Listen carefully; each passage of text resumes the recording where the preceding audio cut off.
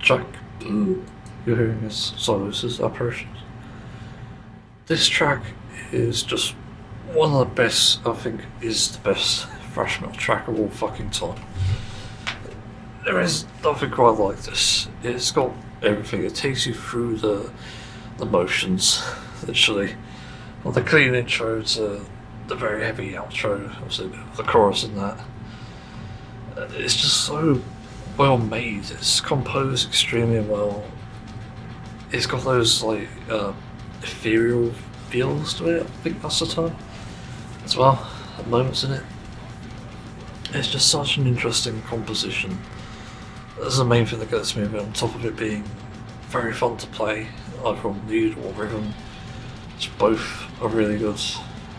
And it's just one of those tracks. Again, Sylosis, as always, with Josh Middleton, just absolutely blowing minds. And Sylosis, even with a fairly big following now, are still one of the most underrated metal bands, I think. And it's specifically because of albums like From the Edge of the Earth and I forgot the other one actually, Callous Souls, I can't remember the name right now. But yeah, like those albums, The Blackest Skyline even. It's fascinating, and I do get a bit emotional listening to this sometimes. Because it's just like, how the hell do you make this? It is incomprehensible. It's just insanely fast, and it's so dynamic as well. It's the best way to describe this type of thrash metal. Because sometimes you just get like old spammy notes in like, I don't know, Sepultura, the ones I've heard anyway, and Metallica. You do get that, and even Slayer to an extent. But in this, it's like there's actually like a rhythm to it. It's not just following a single open string note, it's like playing multiple. And that's what makes them so dynamic. Because really what I distinguish in metal music is the difference between static and dynamic. And dynamic is where I seem to find the most likeness in that, where I enjoy the music more. Because there is a lot of, unfortunately, static music out there. Just use the same notes over and over again, like sadly Bring Me the Horizon sort of started doing. They started doing, they used to as well, but not nearly as bad as some of the later albums. But even though they're not like thrash metal, obviously they're still kind of it's just like a nitpick I have with metal music. But it can be done well. Sometimes, like Gojira for example, an extremely good sense of tone and rhythm on top of that. But yeah, that's Sylosis as well. Just like peak, literally. That's why I love this track so much. As with every other track on From the Edge of the Earth. And as I said before, I have a t-shirt of this album because it's just one of the most influential. I waited for years for them to release one. And they finally did, and I took the opportunity. I was like, yeah, that's mine. Gonna get it. So yeah. Anyway, let's move on to the first topic. So I wasn't quite expecting to get a new VST, or try to anyway. I'm not getting it yet. I'm gonna wait until next month because it's fucking gone up in price. For some reason it went up in price 8 hours early. Because for some reason it's timed with pricing as it updates, which is interesting. But man, I find this very interesting, this software. Basically it's called Leadr. It's a VST. And it's seemingly supposed to be like, it's like a really sort of complex but vintage retro, I guess. Retro is probably the best term. Sort of VST. So it's a bit like other, can't say it, oscillators, okay. So it's a bit like other oscillators in a way, but it uses samples with it. So you get this interesting effect of layered instruments, and it sounds like a full instrument, or even like a full arrangement, already in just one VST. And it's quite fascinating to me. I found this on YouTube Shorts, because I heard it, and the short is like probably one of the best tones I've heard for a VST like this, and it sounds so retro as well. And with this addition of like crafting, which crafts a random like arrangement for you, like it says forge a preset, it's just amazing. It sounds so good. And I've been experimenting with it, and admittedly it's a bit difficult to do sometimes. You don't always get a good pull from that, which is a bit annoying. Feels like it could be better, but it's just me. But I'm not like a what do you call it? I'm not really a oscillator sort of person. I don't really dabble in this stuff, so it often falls flat for people like me. But I honestly think it's got something. It certainly has stuff going for it that I didn't initially expect.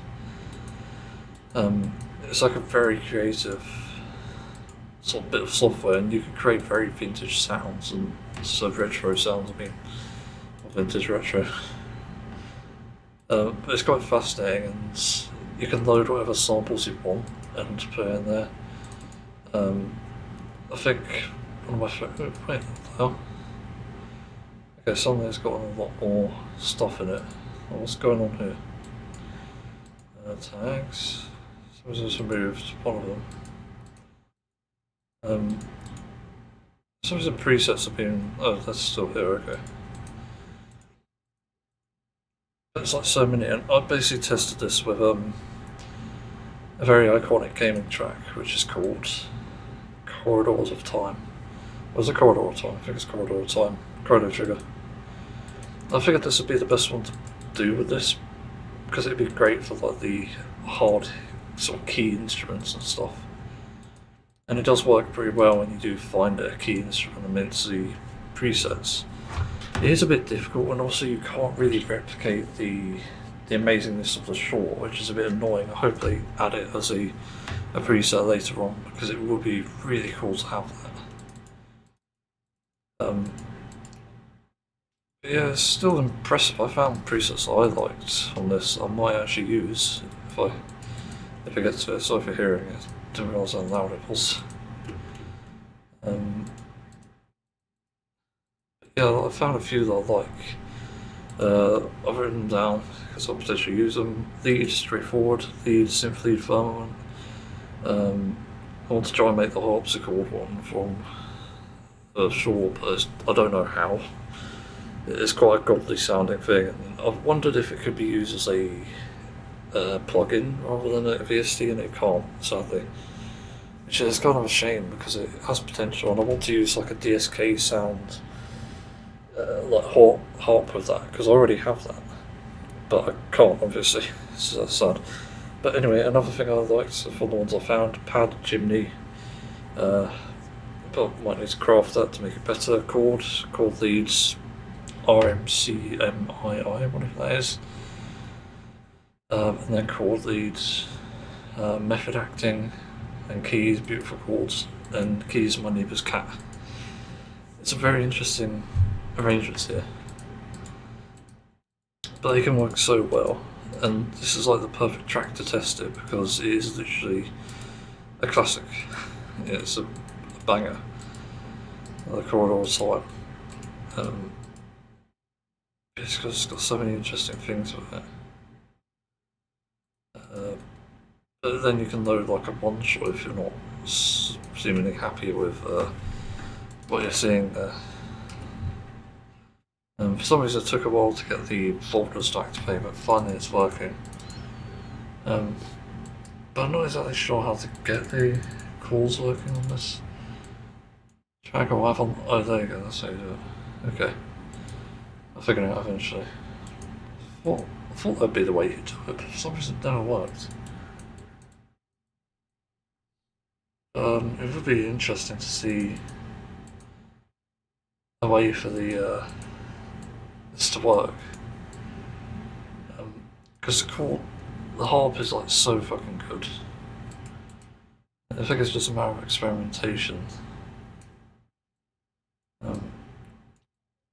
Yeah, I'm not trying to mess with it to see if it'll work. I don't know enough about oscillators to be honest. To know what to do there.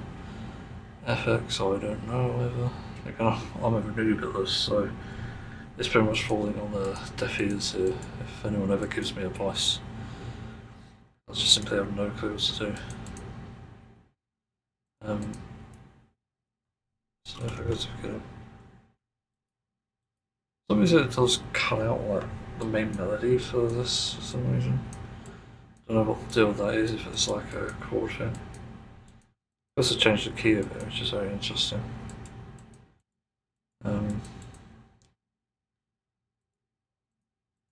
Chord and up. Voice. There's like so many different settings here. It's pretty nuts.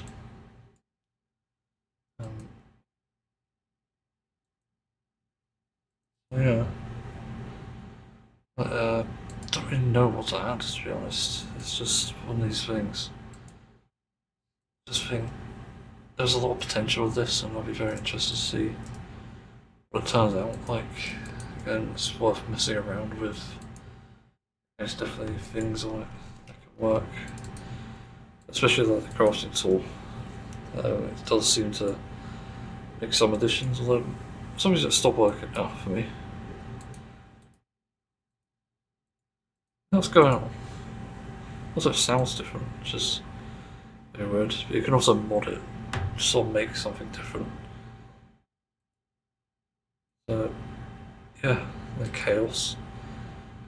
Chaos looks interesting and fun. You can move around things as well on this. You've got like this little mini OS on it as well, which is pretty fascinating. It's got like follower mode. Okay, is that how they did it? Because I've been wondering what this stuff is. Sort of wish it showed you if you hovered over it. Oh, it does, but after a long time, okay. Yeah, cycles. So craft. Something in the text is tiny. Craft across it, so it says left click, cycles off, leader, follower, right click. I mean, it's gone. Annoying. Oh yeah, the live edits. So follows bus craft. Lock live in settings, new MIDI icon.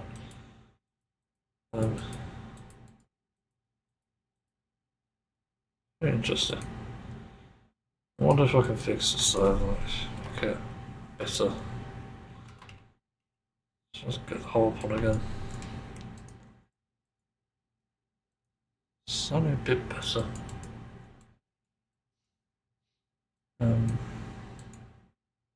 Is this the same fucking harp? I don't know.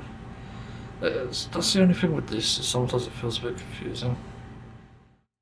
I don't exactly know what's going on, so sometimes it's just better to like just go completely brand new on the shit.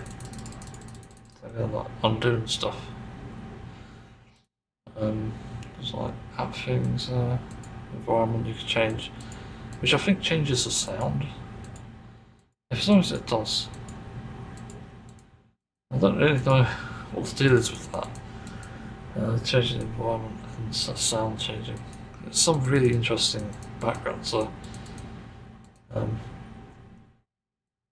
there's a help screen, manual tutorial, tool. I also just love the vintage vibe of this. I think it's such a fascinating thing. I'm wondering how I get the UI size better. It's the only thing, the UI size is a bit shit on this, to be fair. Okay, there we go. I fixed it. Just wondered what the hell it was. And then I've had it crash FL Studio a few times. It's just annoying. I'm not even running any other things on it, so I don't actually know. So it's a bit confusing there.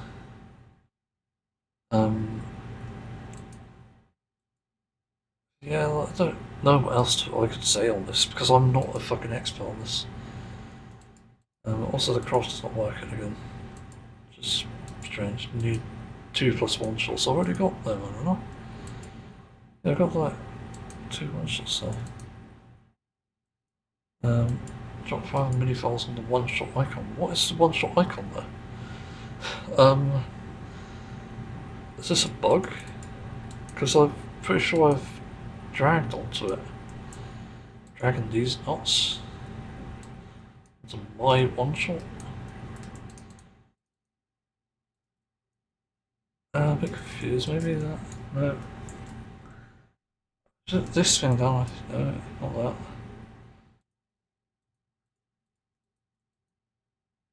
Yeah, very interesting. There's also like effects and stuff. Very interesting. You can randomize it as well. There's effects A, B, C. Saw, try, saw. Fuck. Crazy amount of stuff there.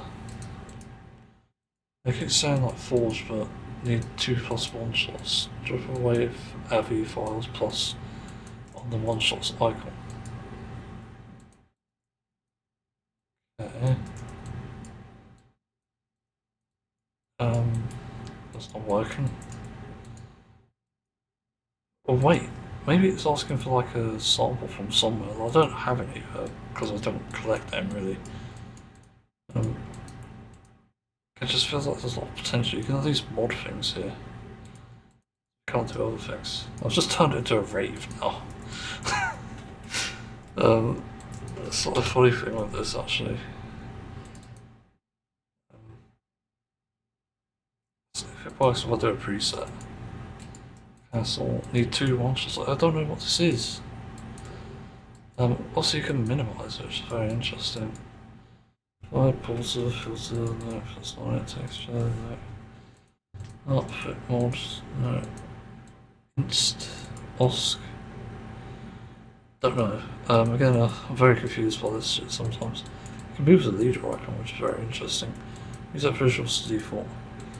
Hide all icons. Got one-shot folders. I guess that. Oh, because it's off, yeah, okay. But for some reason it wasn't loading before. So now it's working. I turned it off because I wasn't sure why it wasn't loading. So now I'm getting like random mods now from this, which is very interesting. But yeah, again, Corridor of Time seems to be like the goat for this, it seems. It really makes it nice. We've got a very interesting one with like... Ooh. Sounds very like spacey. But again, this is like the magic with this. It sounds like... Oh, what's that Mega Man track? The one that I did, Aquaman stage, that's it. For Mega Man 8, I believe it was.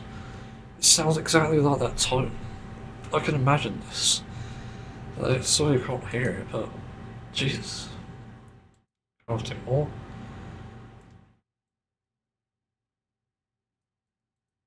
Again, there's so much like magical stuff with this as well. You could be like all day here crafting it, and you know this makes your music essentially. It's like, luckily I don't think it's AI shit anyway. It'd be stupid to use AI to render this, like Jesus, the artwork anyway. But yeah, even if it's like coding, it's still pretty cool. I see many benefits to this. It's like I could just have one of these loaded with this ready, and it was like a craft. I could just do like a lead random and then in a random for a craft. Like that's solved. It's just very interesting. It's still impressive though, because it sort of makes a cohesive track. And there's a chord that I liked, but I can't remember what the name of it is. As tone, but for some reason it's like tuned to major 9. For some reason, so maybe that's an idea. With that, I can actually put in a new one-shot, and that'll work. Change the major 9 sample to see if better. Yeah, I'm quite impressed though. Again, I can sort of vouch for this, and even though I've not unlocked its full potential yet, it's still far better than all the add-ons I have tried myself. There's a full tutorial of it on the creator's channel. We've got the name. I'll have to look. Why is it showing a playlist? What the fuck is with my search? Hello?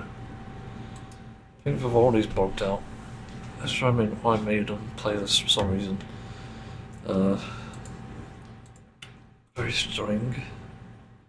Let's find the channel. It should be here somewhere. Yeah, I made the best VST by Gammy. Yeah, very much. It's a very experimentative thing, it seems. Just very unique. I don't know any VST synth that's like this, or even like oscillators or thing. It's just really interesting. Yeah, I hope that tone from before is there somehow. You know, you can add like a sample of your own, and it will probably work. Like if you ever wanted to, you could just do the like, what is it, the far sample? Although I'm pretty sure that's in this. Could be wrong. Which I could look it up in my folders. No, it's not. Wait. Far? No. Far? What the hell is it? Kind of keeps glitching out. I don't know where the fuck these things are. It seems to be weirded out sometimes. I don't know what it is. And this is a free trial, mind you. For some reason you can't like properly browse things here. It's very weird. I manage. Let's go on there. It's hard to say. Yeah. I do think there's a lot of potential here, and I hope it does well. I think.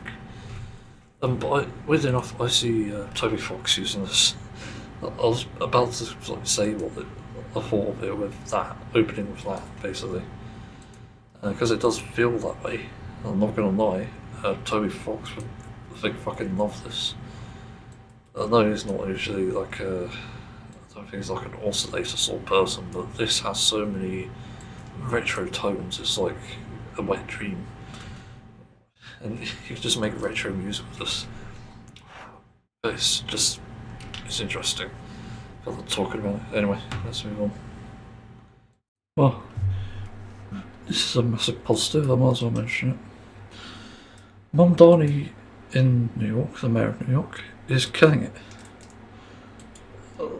I've started following him on Blue Sky because I just think it's good to have some positive news from the US, and you know, Mamdani was the positive news a while ago, and still is. It's positive news. But what I think is very interesting is he just makes all the right decisions at exactly the right times. It's almost too good to be true. And the best part is the media lies about him, but people call it out because it is a lie, and it's just so fucking mind-blowing. This should be the president of the United States. Just no questions about it, no ifs or buts. Mamdani is literally going to be the president of the United States one day, and I think that's a huge deal. And people don't report nearly enough on what Mamdani is doing for New York, from what I'm aware of anyway. I've seen people talk about it, even people speak on behalf of him. But he's like constantly doing stuff for people, even during the wildfires, even helping with just getting this stuff under wraps, like helping protect people rather,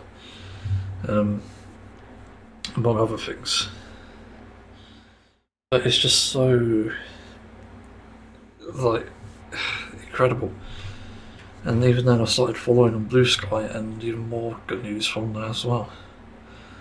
Where I heard some of these things, and where I'm hearing more. And you know, I haven't really heard of anyone in the US who warrants like being the next president.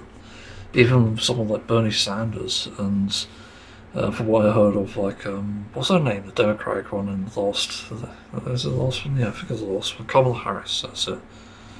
But even then, I think Mamdani just completely wipes the floor with everyone, and he is like the best possible Democrat you can have.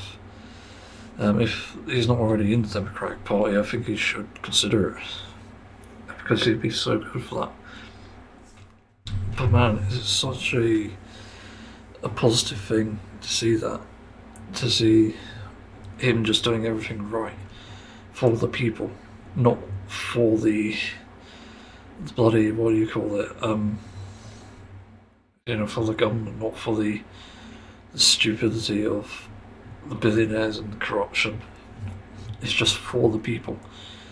On top of that, being successful with something like the wealth tax as well is honestly just like unprecedented, I guess. Well, what do I even add? Because it is just incredible. Having said that, I've got a Donald Trump tweet to read, which is annoying. President Xi at our recent meeting in Beijing, China, July 24th, told me he would not be under any circumstances give or sell weapons to the Islamic Republic of Iran. His statement included Chinese companies considering a relationship. I take him at his word, and besides, I'm doing him very big favours. Also, likewise, President Putin, despite the horrible war going on in Ukraine, the relationship remains as it does with the President. President Zelensky told me he would not sell weapons to Iran.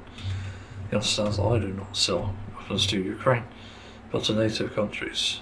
They pay a full price, and now those weapons are distributed, I have no idea. Therefore, two major countries that people speak of often in terms of Iran are, in my opinion, not participating. If they did, it would be very bad for them. Certainly not in their best interest, okay? So, Trump just casually threatening countries that supply weapons to Iran, so they are apparently a threat, but yeah, he's literally a fucking nonce. He's trying to downplay like Ukraine as far as I'm aware here. Trying to get in bed rather with Putin and President Xi. It's just not good. You know, I'm still like on the fence about China and stuff, not just because of those stupid like child laws and stuff and curfews and their weird like surveillance shit, but also just because they do the right things here and there doesn't mean they are doing enough. And as it currently stands, they aren't. They're trying to change the climate crisis a bit, but that's only a bit. It's not the full extent where they could be doing it. And even then, they could be helping other countries to convert, sharing info, sharing resources and stuff. So it's pretty ridiculous. This is exactly what I mean. We wouldn't get stupid tweets like this from Mamdani. In fact, of all the tweets I've seen, or the Blue Sky posts, he's probably tweeted as well. You know, there's pretty much been none that I disagree with. He's even spoke out against Israel condemning Palestine, or Israel condemning Palestine, I mean. And obviously supporting Palestine as a result, because Israel obviously in the wrong, and it's been proven. And even then, Netanyahu's still a Yahoo, it seems, like, for lack of a correct term, in terms of that. Like, he literally doesn't understand the fact that these criticisms come from a place of the heart. It's not from a desire to see that a certain religion is like dominating. The fuck was that? I don't know what that was. That's weird. Maybe my guitar. But yeah, literally is such a fucking joke though. It's just so terrible of a thing as well. Like, to accuse someone of that too. It's just so fucking tiring because of just the amount of time that's gone on for this genocide, and again, I'm so sick and tired of hearing about it. The reason I haven't reported on it for a while is because there's nothing to report on. It's the same thing over and over again. They've sent flotillas again, they've got ransacked again, hijacked by pirates, aka the IDF, and it's not doing anything, and it fucking sucks. This is why I say that countries need to start poking Israel, because they are a threat. and other countries will realise, UK, probably the US also, will probably go to war with, but there's probably going to be something that happens. It's just, it's so sickening as well. Like, with every bit of positive news, there's also a lot of negative, it seems, in terms of politics. But the further we stay away from Israel, the better. Like, let them deal with their own shit. And I don't understand why the US would want to just bloody converge. I don't know why they're trying to merge the militaries. It seems extremely dangerous to me, and it goes against, I'm pretty sure, like, international law, if I'm not mistaken. Like, I could be wrong, but it does feel like that. Yeah, it's so bad. I just cannot understand this shit sometimes. I don't know what else to add, to be honest. Hopefully we see more positive news. Hopefully we even see the DJC disappear and Mamdani in his place. That's the best thing we can hope for in this current state. Anyway, let's move on. So, I think there's a point when FFXIV says that all politics shouldn't have an opponent necessarily, someone you disagree with. Because I just watched the podcast episode with, is it Ian Dale? His name is spelled very interestingly, I didn't realise that. But there are like multiple issues here with Ian Dale, and I think it's worth mentioning because a lot of what he believes is contrary to what he thinks he believes. And it's so weird, it's like a juxtaposition, is that the term?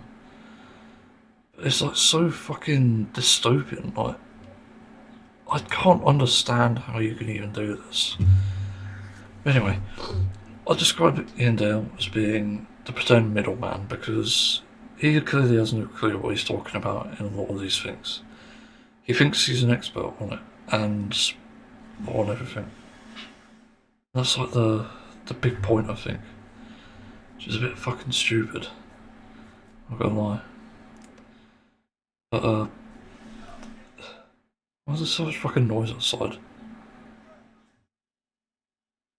I don't know what are people doing at 9, 9:15 in the morning on a Saturday? Fucking freaks, I swear. Anyway, yeah, he's just a pretend middleman, I think, and that's like the main issue here. So, he claims to be a conservative on this podcast, and I've never watched him on LBC. I don't really watch LBC anyway. Just no point, to be honest. I'm not that ingrained in politics. I feel like I need to listen to multiple podcasts. It's just I don't have the time to listen to them. That's the main thing, but also I'm just bored as hell, and it's the same thing every time. Bigot comes on, spouts bigotry, and pays a consequence. Oh, what a shocker. Same thing every time. And this is exactly the same thing as well. So it says, like, it explains how conservatives voting against gay rights is to pander to the right wing, which is just fucking ridiculous. Like, you notice an issue here, and you're not even calling it out. You're just saying, oh, fair enough. You're just letting it be. You're saying, apparently, according to you, your source, not an actual source, that the politicians who voted to strip gay rights originally were for it.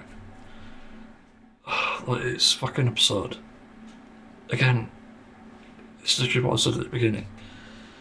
Like, he doesn't believe what he thinks he believes, and that's very much the case here. Because he believes clearly in, like, gay rights, but he doesn't believe in it by virtue of being part of the Tories. Look, what even needs to be said here? I'm an unbiased person, and this is stupid to me. The next thing is apparently Nigel Farage wanted people to challenge him. I feel like that's just bigging him up, he's not actually open to challenging people. He's only ever been on like public appearances, but not the ones that it counts on, like Question Time, for example. You know, he's a fucking coward. He doesn't even appear in Parliament. So, what are you even talking about? He doesn't want people to challenge him, it's very clear. If everyone else can get to these places to do these events and speakings, whatever it may be, why can't he? Like, no, he's not up for anyone challenging him. It's a very much fucking lie. I don't know what the opposite of it is, really. He doesn't clearly want people challenging him, so what a fucking joke. I can't believe someone actually believes that. It's so stupid. And also he's just saying that as well. This is something that Nigel Farage apparently said. Just saying it doesn't mean it's true. As I've been saying before, about every single topic on the planet. As someone who follows the truth, just saying it doesn't mean it's true. I can say that unicorns exist, that climate change isn't real at the moment because it's like 22 degrees outside. But the problem is, that is not evidence. That is not demonstrable evidence in the slightest. And it goes just as true for the social aspect like this, or political aspect too. So when Nigel says he's open to speaking, that's just an empty fucking platitude. Nothing more. He has to actually demonstrate his actions for it to be true. But demonstrable evidence says that he's not doing that. And even if we look at anecdotal cases where he has been on speaking podcasts and stuff, maybe a few years ago, not currently, then it's still very much invalidated. He's not open to people challenging him. But anyway, the next thing Ian brought up, which was really stupid, he mentions that he cares about mental health and suicide. Advocates for policies that hinder those exact people? Huh? This is clearly someone who doesn't do research. It's very much obvious. It's someone who just speaks and doesn't actually look at information that's presented. Because if you were to look into it, some of the most dangerous policies out there happen to be those that take away rights, and they happen to encourage mental health and suicide. You don't actually care about it if you are the one causing it. You know, if you're the source. And as someone who's been in that situation myself, feeling suicidal, both because of politics and because of social issues, you won't actually know and understand how hard it is to get help. So you don't have any fucking right to say that you actually care about it when your actions demonstrate the opposite. It's such a joke. And given that, for example, gay people and just LGBTQIA plus in general have one of the higher suicide rates among people, it just goes to demonstrate the bigger issue here. And it's especially prevalent in younger people. So it's very much a fucking slap in the face for all these people when you're saying this. You don't actually care, because you're going against what they do. And I know you might even bring up something like, you know, if we were ever talking, you might say something like, well, you do something similar. Maybe I'm not caring about suicidal people, mental health on the right. But that, I'd argue, is a red herring. Because I'd rather it's more like a straw man, actually, now I think about it. It is misleading, yeah. But I do care. That's the difference.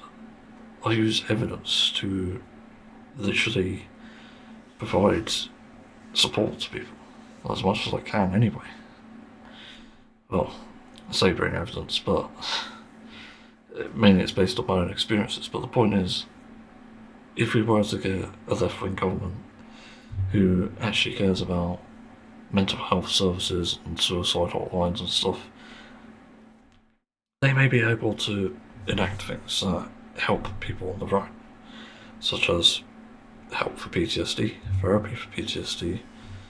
They may even be able to help with loss and even other more serious issues like domestic abuse, paraphilic disorders, multiple different things. But that's only possible when a government can get the right funding for that and the right institution for that. So again, there's more leaning on the left than there is on the right for mental health and suicide. And from the right, I don't really know anything about this because I haven't seen it. I'm yet to see something where they do something good for people with mental health issues. So no. Well, fucking joke. Next thing, I did say that maybe because of Ian being gay, it might be mentioned that people might assume that I'm thinking that being LGBTQI plus means being left wing or equals being left wing, but that's not the case. I don't think that's such a thing. People are free to believe whatever they believe, but I can only influence them. Although, to be fair, the way things are going, it looks like we're going to have to force things on people because of the shit state of the world, but that's not my decision to make, and there's also pretty much evidence that we need to do so. But the point I want to make here, though, is that if you are not on a side where it advocates for better LGBTQ plus rights and also just mental health, better mental health, you're not siding with someone who cares. You're not siding with someone who values your existence. Essentially, you're voting for suicide. That's what I see it as that. It's not a case of left wing versus right wing, it's a case of voting for suicide, suicide, suicide, suicide, or better mental health, plus two. Like, it's hard to describe it, but the way I see policy is based on the policies they have, which impact these exact people, us, or even other people in a minority. There's very much a lot of weight on it, and it's very black and white because of what they advocate for. And some are neutral, I will give it that, but there was a lot that makes it worse, and makes these situations worse, and makes life a living hell.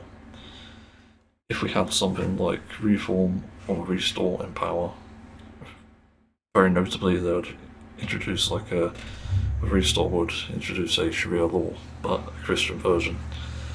But with reform, they would introduce something similar. But they also won't give a shit who they walk over, so they'll probably start throwing in people into detention centres if they make it. Like people who are gay, like Ian, and people who are like, transgender. Again, it affects everyone. They'll just throw whoever they want into the detention centre, anyone they disagree with, anyone who voted Green, for example, anyone who voted Lib Dem, anyone who voted Labour, because they for some reason still think Labour is left, which I'm not. But this is the stupidity that we're looking at here. So of course it's better to side with a party who better advocates for better mental health and awareness, obviously. Just better help in general. Anyway, the next thing is apparently the left lobbies through charities. What? Like you're saying this is a bad thing? Again, saying it doesn't mean it's true. You have to describe it, you have to demonstrate it. Like I get if maybe it's like a charity like, I don't know, Mambler. Let's say if somehow, in a bizarre turn of events, was it Mambler? I can't remember where it is. But, let's say in the US, let's say the Democratic Party is like pairing with Nambler. That's obviously a bad thing. It will get a lot of people to stop voting, but the issue is, that's lobbying. And that's a bad case of it. So immediately I've given you a stillman here. Yeah, if they do that, it will be detrimental, and it will obviously be terrible for people, terrible for children especially. If we were to, say, have them pair up with maybe a charity, like the Samaritans, how is that a bad thing? Why wouldn't you want to prevent suicides exactly? It doesn't make sense. And even though I don't agree with Samaritans just for their methods anyway, so I've used them multiple times, they don't really help. But you have to recognise that it's better for them to lobby for a charity than it is a fucking crypto billionaire. And it is someone who's legitimately corrupt and morally bankrupt. I don't get the point being made here. Like, you really think that lobbying through charities that serve to help people is a bad thing? It serves to help a majority of people. Again, logic is not logicking here. So there's no thought into this, obviously. And finally, final point here that I've written down. It seems like Ian's personal feelings dictate whether or how a country should be run, which is bullshit. Again, this is why I think he's such a pathetic person, because everything he says and does seems to go against everything he's preaching, or supposedly preaching anyway. And he also doesn't make it clear what his sort of thoughts are on, say, a wealth tax, or even just like partnership with a corrupt government like the US, or even Israel. You know, he's not clear on this. Admittedly, it's just a politics podcast, and he's actually speaking his mind, but it's still an issue. You still have to recognise the amount of bullshit here, because personal feelings are dictating it. Where the difference is, with someone like myself, I try not to let personal feelings get in the way. Like, yes, I'm a pansexual person. Yes, I'm autistic. Yes, I've got learning difficulties. But I try not to let that get in my way when it comes to deciding things. I want to follow the truth. So when I see something claiming that climate change is real, I ask, what proof do you have? And the proof is there, because it's got a study, it's got a source. And if you need to, you can double check it. But that's literally the thing here. That's how big of a deal it is to not let personal feelings get in the way. It is huge. So I really do not understand the issue here exactly, other than, you know, you just believe something that you think you believe, but you actually don't. That's confusing, because there isn't actually any evidence behind this. And even though he advocates for this, which is actually something I remember hearing, he says like you shouldn't have like yes men and stuff, which I completely agree with. But then he says like you need a board of people to decide these things, which is kind of what I've been saying. But you also realise that your party is the ones that you're advocating for do not do this and will not do it. Like, what the fuck are you doing? What a joke of an existence. I could see why you're suicidal. Fucking hell. Like, I can't believe this cunt sometimes, because that's what he is. Just say outright. It's just so fucking ridiculous. I literally cannot comprehend this crap. So Ian Dale, a joke of an existence, it seems, advocating against the things he supposedly believes in, and the things that he is. So it's just absolutely stupid.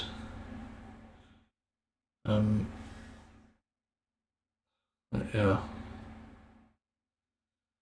So, don't really know what to add, to be honest. And I'm just sick of tired of this, so hopefully this guy realises it's stupid shit for what it is. But I don't really know what else there is to say. But yeah, it's just a tiring thing, really. Just get sick of hearing this crap a lot of the time. It's the same thing as like Republicans against Trump.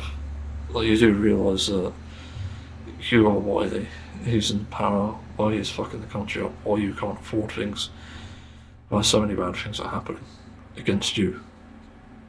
It's not just Trump, it's Republicans. And they're all in the same boat as Trump. It's just so stupid. There's so many oxymorons in these spaces, it seems. Like, people who are like pseudo-intellectuals, I think they're called. But they're not actually intellectual. They don't have evidence behind their shit, and they're just falling into the Dunning-Kruger effect. They claim to know everything, but know little to nothing. And that's why it's such a disaster. Anyway, let's move on. Ook. I might as well talk about this, the other Chord stuff in Final Fantasy XIV. I made a lot of notes in this. There's quite a few interesting things. I'll try not to make it too long, so I've got stuff to do. You have a Chord trailer, but it's just expanded. I was a bit surprised to see that, because I thought they would have done more, I'll be honest. But it just seems like they added a few extra clips and reveals and stuff. But to me, it's not really like worthwhile in my opinion, except for like, you know, new character and new characters, actually there's two, and Bastion was in a new tank. So what's this? From land below become a frozen waste. It's an interesting lore implication. Might be seeing a Zero, I don't know. The fact Yoshipi is dressed as Bastion is interesting, as the Bastion tank, I mean. It's just quite interesting. Then what else is there? So what have I got my guitar out? I suppose I'm almost ready to do the next part and just pause it whilst I talk. So yeah, let's see what's this. There's some funny moments with obviously Yoshipi dressing as the Bastion tank. I'll be able to hold the things. I forgot what they're called now. They had a name. It's an airship Highlands, which is really cool. Ground ships flying confirmed. Over. And what's the next thing? The guy was called Visno. Can't remember what the guy was called. The Bastion. And Bastion is a main tank, which I'm extremely happy about, because I'm probably going to be a main tanker a lot of the time. It's called a Skilled Pork, I think, if I'm not mistaken. I did wonder as well that, because they said you can log out at Limits of the Mincer where you pick up the quest for Bastion, but it says level 90, but don't you need to complete the MSQ for that? I always assumed you need to complete like either the, I don't know, like the main MSQ, like Evercold now, as it will be. I don't know why, could be wrong with that. But I swear it's a lot behind the main scenario either way. Which I always found a bit of a bizarre decision. And what else is there next? I saw some, oh yeah, it's got healing and defensive skills for Bastion. Second job will be announced in Tokyo. I'm wondering what it is, because Visno looks like that second job. But I'm guessing, given the goggles, maybe some sort of like sharpshooter or something, is my guess. So it'll be interesting. I like the looks of I love the look of the Naglfar.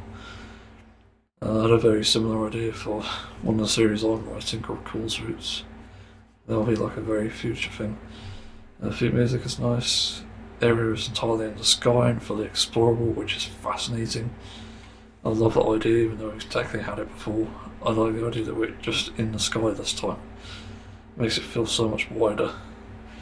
I love the rolling hills in it as well. It looks like a European countryside as I described it. I would have said UK, but European is probably more accurate, because UK's got more trees. So Europe doesn't have any, but I think we probably have quite a few here. In-game footage of the town, which is very interesting. And the name for this fucking place, I'm gonna see Final Fantasy 14 subreddit just constantly on this anyway. It's called Horny. What? Sure. Yes, we're all horny. Anyway, but it's just going to be like a branching MSQ where you do the areas similar to WoW, which is kind of meh. I tried it in Dawn Trail and it was okay, but it wasn't great. But I think it'll work either way. I'm not complaining, and to be honest, it's just going to be world building rather than getting to the story point. It's apparently going to be auto balancing for the duties. I saw 5 whole players, and I'm not sure if they're implying that groups are going to be changed to 5 rather than 4. So I'm confused. If I'm on the game design, they mentioned a lot of the other things from before. They explained and shown what character actions are. You can change like what some look like and use the old ones that were there for animations and change the way you teleport, which is pretty cool. And unfortunately, changing a character's animation won't increase the DPS. Evercod is going to be dead on launch now. GG. Latherfell, nose toning. This is a real shit right here. And more options for different races as well, and more horns for the aura. And then Koji keeps asking for a butt slider, expanding public fields, whatever that is, turning things into like world raids, and I'm somehow experiencing like Eureka in regular zones, which I find interesting. Or maybe they are actually making it so you don't have to farm in a Eureka, which would be fucking great, because I've complained about this for so long. I hate farming in Eureka, it's hell. Just allow me to grind a Fate in Stormblood. Well, maybe the one that spawns the Kitsune, the Kitsune boss, and that's it. That's all you need to do, nothing else. And then there's some interesting bits as well, like automatic travel for quests, which is good, and also showing a trail on auto move, which is great accessibility. I really like that. Sometimes it is confusing, especially like shadow breathing. The Crystarium was quite bizarre to navigate at times, quite difficult to understand, so it never really worked. Next raid difficulty, they didn't reveal the name, but it's just going to be in between normal and savage. They had an interesting statistic for savage where the clear rate was 14 to 20%, which is concerning. Like, it's a good number, but it seems incorrect. I could be wrong. I'm pretty sure I've seen lower numbers for that, because I remember ultimates being something ridiculous, like 1 to 5% or something. But I'm not sure what like the clear rate is exactly. Like, is it for an entire 2 hours? Like, it's, you know, timed? Or is that because of groups? Like, maybe they played for about 30 minutes and left, or what? I'm still confused about that. And apparently the difficulty is easier than extreme, which is very interesting. So we're looking at something between that as well, extreme trials or a gradual upgrade on season gear apparently. I'm not sure what they mean by it. The theme of the 8-man raid is revealed. Final Fantasy VII, I'll spoil it, why not? I'm quite curious about it, because I plan on playing those games at one point, possibly. Not 100% sure myself, to be fair. And one of the dungeons they showed a screenshot of looked like an airship, and I was right. It was an airship. It looked like the interior of one. It was huge, so. Tornado Dungeon is interesting. Actual dungeon, it's been 12,000 years. The artwork for the enemies is insane. Chocobo companion overhaul. It's like you can bring chocobos into dungeons now with 2 players if you wanted to. 2 players, 2 chocobos. They re-examine the green and basic commands, occasional greens, breeding, which I didn't even know was a thing. And those are things for the race chocobos, but not the, you know, the usual ones. Alliance Rage updated trailer wasn't anything new to that, just announcing the people working on it. It's called Ghost of Slayer. which is and it's based on 3.0 plus 1.0 of Evangelion, so I'm pretty sure the recent movies, if I'm not mistaken, or maybe it's actually is it Neon Genesis? I can't remember now for some reason. It's been over 2 years, I think, since I've seen that, maybe 3 actually. And yeah, the Final Fantasy VII director, so I guess in patch 7. Is it 5.5 or 5.6? No, it'd be 5.6, wouldn't it? A new attraction to a gold saucer, Keybound. I can't remember what they named the thingy, the place in Gold Saucer, but it's a typing game. Keybound Brawler, which is interesting. It's open up for potential to crossovers, which is very interesting, and it's literally what I said before a while ago in an A-Train. I said I think it was like over the group chat or I don't know if it's global, I'm not a talker. A joke's that it'd be funny if we had a Final Fantasy XIV spelling bee.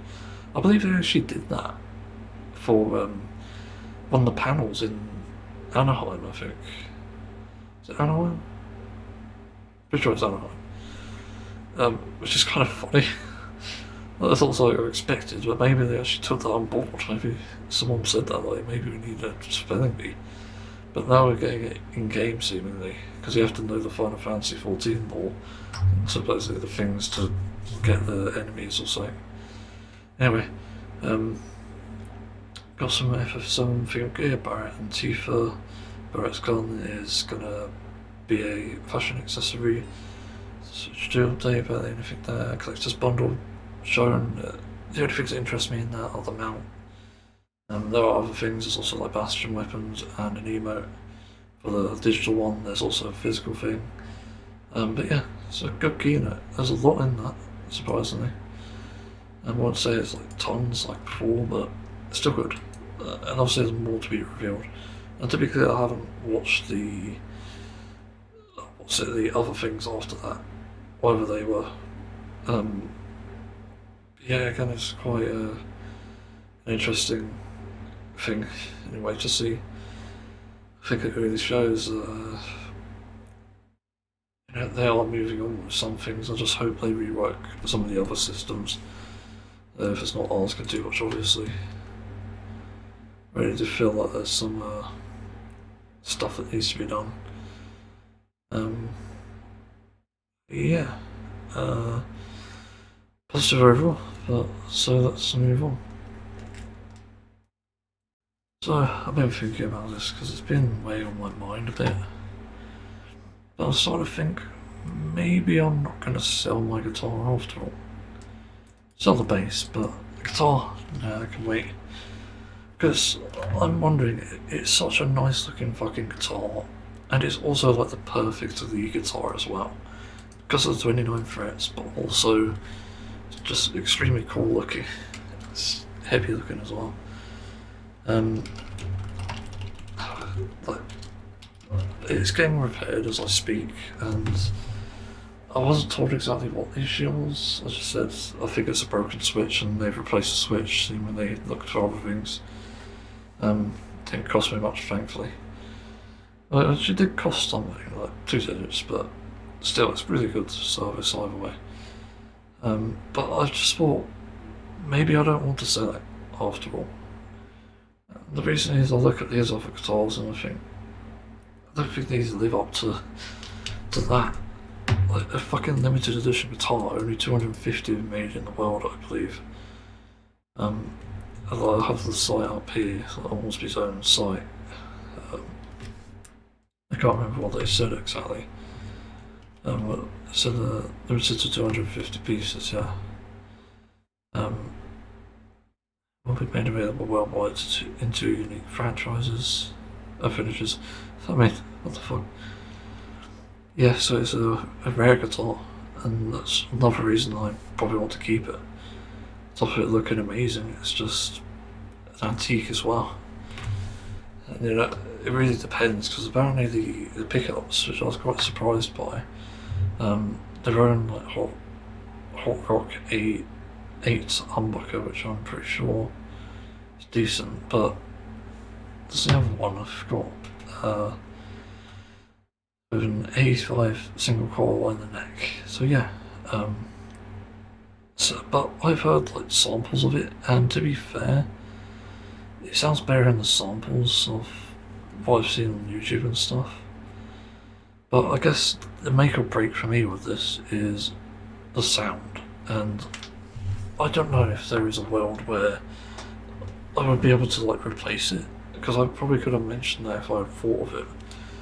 I did think of it before technically, but at the same time, I need the money, and there's more I could get with that money, and I'm happy with what I've got here. So it's kind of like, do I need it? Do I want it? Like, will I play it? And I think the will I play it is probably the bigger thing there. This is a question of whether I will actually touch it to use it for what? Recording music, playing music, whatever it may be. And then I've also got my Skurvesen on the way, which seemingly is going to sound a lot better, a lot cooler, look a lot cooler as well, and is probably the most expensive thing I've ever owned. But that's what I'm thinking. You know, if it sounds good, I might keep it, and I might find a way to make a compromise here. Like, I might even just give away my X-shaped guitar, or I keep them all and I get my Chord as well, and my bass, and I've got the room for it. I figured it out. But I'm also just kind of just considering my options at this point. But I'm not sure again like what the use cases are, because if I use this as like a recording lead instrument, I don't have much use for Skurvesen outside of just extreme down tuning and stuff. Maybe even lower down tuning, like maybe E flat. It's like it could just stay that way. But then I'd prefer it to be like a cooler looking guitar, and this one I've got here is just the X. Could be the E flat or something. Like, there's many different complications with this. The only issue with the Skurvesen is I got the standard sort of strings on that, so that's one problem. However, there is another, and this is the problem with Skurvesen specifically. For some reason they haven't updated their multi-scale models in ages, so they're always the same fucking scale, which I find strange. I don't know if that's on purpose or maybe there's another one. I'll check the site briefly. I think they've updated it. Something looks different. I think one of my failed ones? No. Maybe not. What's this have here? In stock. Oh, it's a stock, okay. Yeah, I think one of mine's probably on here.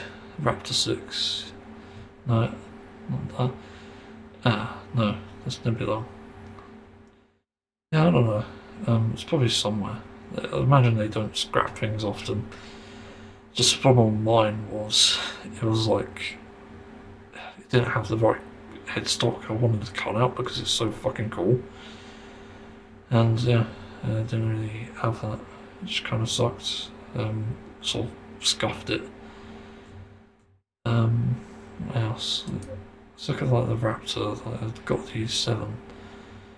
About like the Swan and stuff, because the Swan's a weird shape. Shelby's also kind of a weird shape.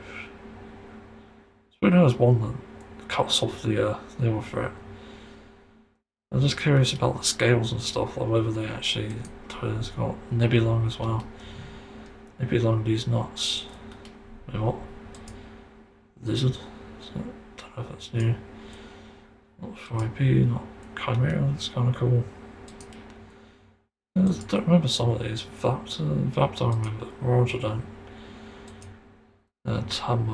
Tamanunda, Viper. So there's like old ones here it seems, and Stiller, okay. I don't remember some of these. Yeah, let's look at the scales, because that's like the important part. If it has the scales on it. 26 by 28 for the Chimera, which is an 8 string, and yeah, that's like below normal, is it? No, it's above average actually, because the high note is like very sort of high, and also this Chimera looks fucking amazing. There's such a cool finish on it. It's like bluish sea colour. Oh man, I would have spent good money on that if I wanted an A-string at that time. Regrets. There's no point now. Too late. This is like one on the second-hand market, even then. Nebulon, let's see. Oh, it doesn't list thingy for that. Which is a bit interesting. Don't list it for that. Don't list it for the Shobby. Don't list it for the Swarm.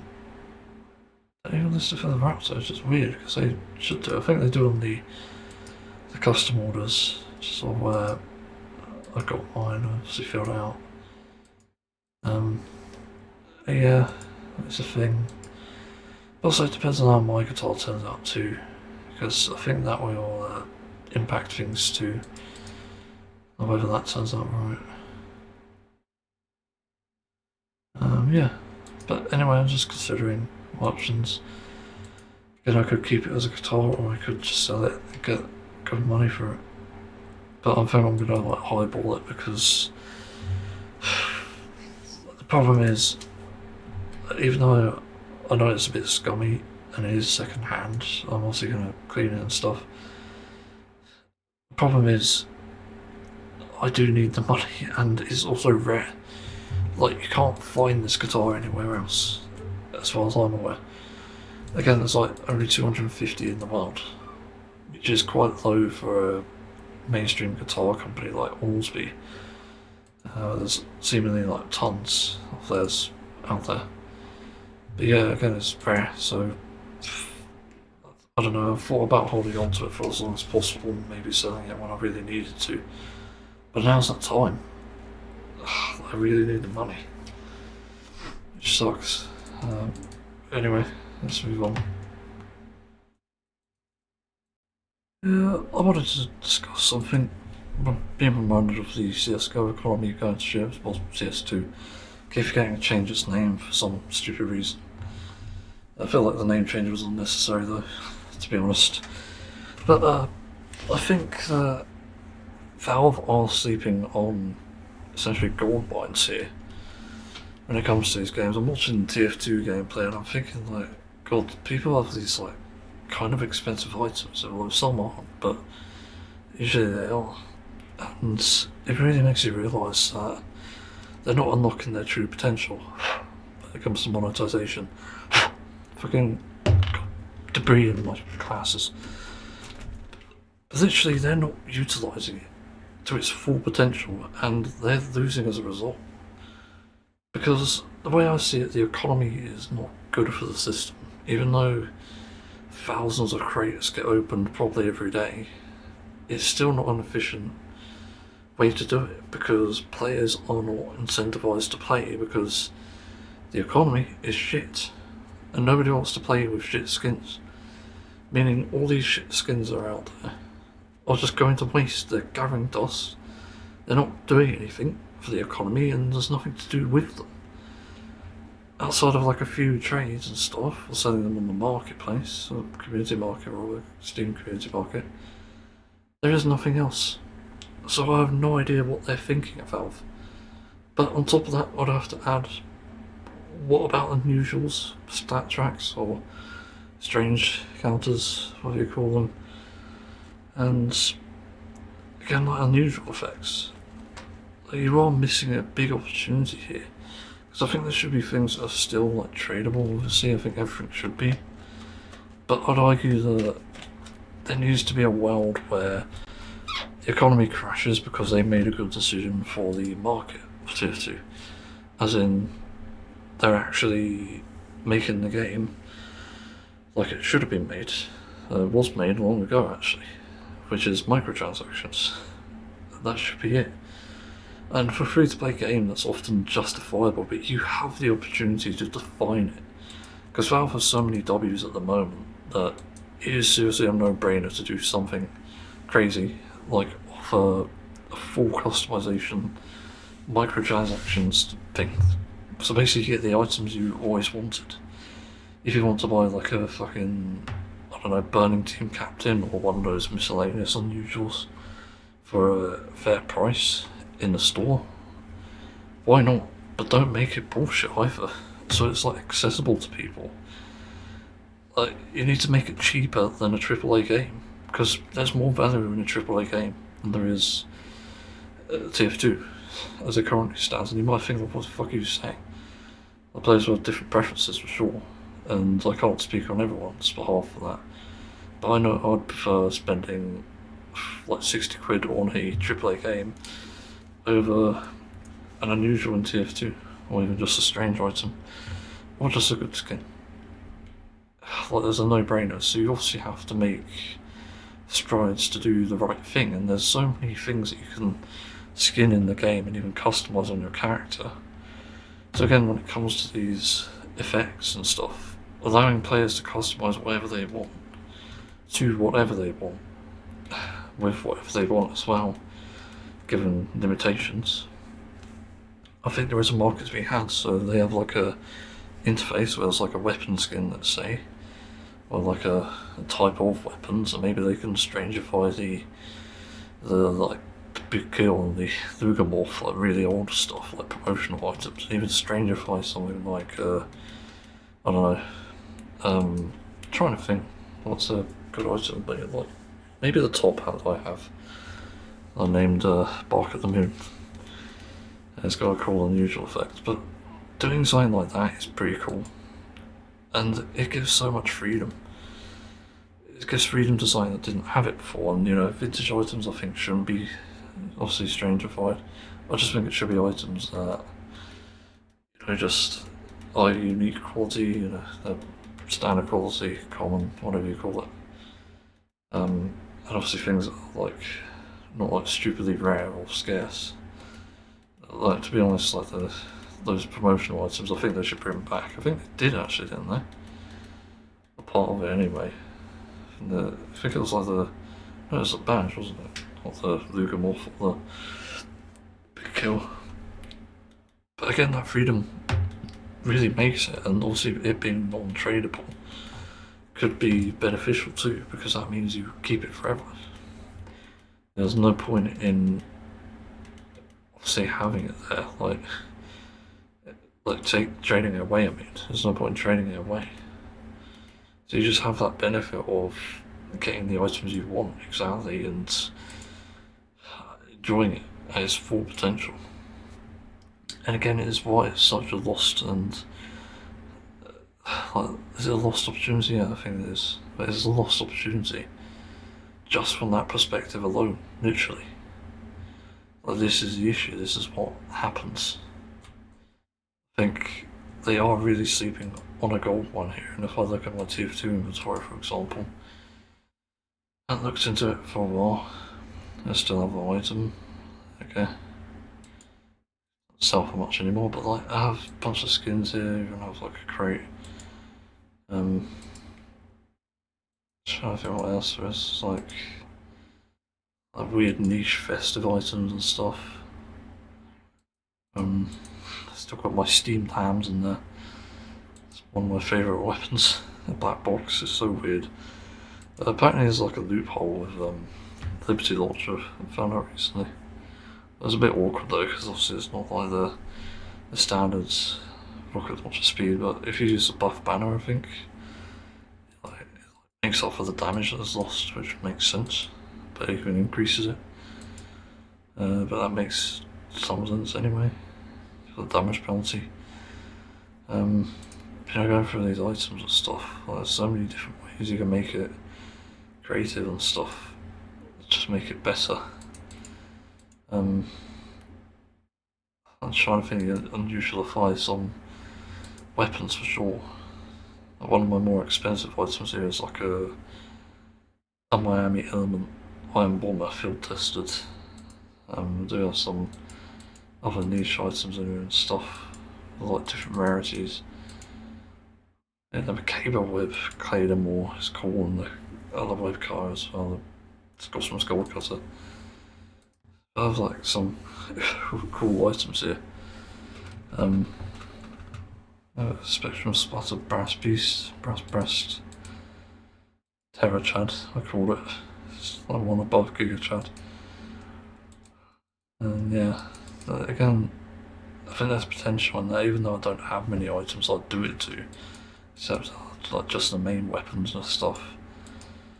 Still a lot of potential, and it would also solve a lot of the fucking problems with some of the shit that currently exists with the game and all the stuff on it. Having that option is just amazing, and if you could skin every weapon as well, I think that would be a bonus. That could honestly be good. But yeah, there's certainly a lot of elements of the game that make me miss TF2, because it is just such a like niche game, obviously, and it's got some niche things going on and stuff. But you know, I'm curious if Valve would ever consider doing stuff like, again, making it possible to unusualify items that you have and stuff.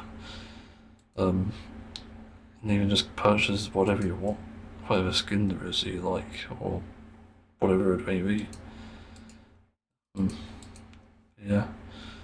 I don't know if there's anything else to mention here. Again, so much opportunity, and yeah, it's wasted for whatever reason, and I don't really know why. Yeah, anyway, let's move on. You want to know something?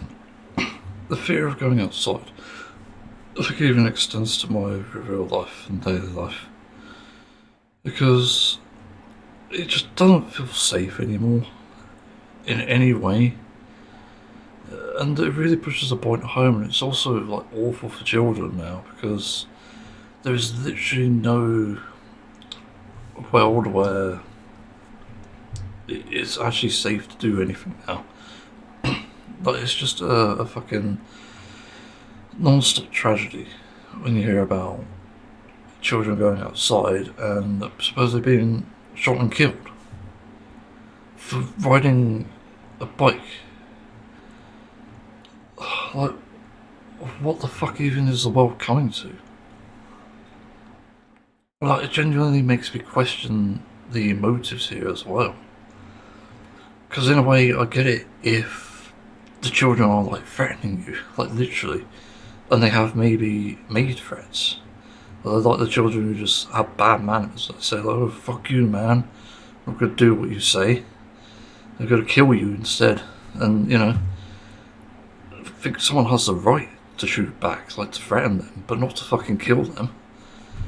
I think the idea is you need to invoke fear, and that sadly is a strategy for bullies like that and children who think they could just get away with whatever they want. And never really had that luxury growing up because, well, also we don't have guns here, but that's not the point. The point is, parents weren't doing their job and teachers weren't also looking out for me. So I became the victim of bullying.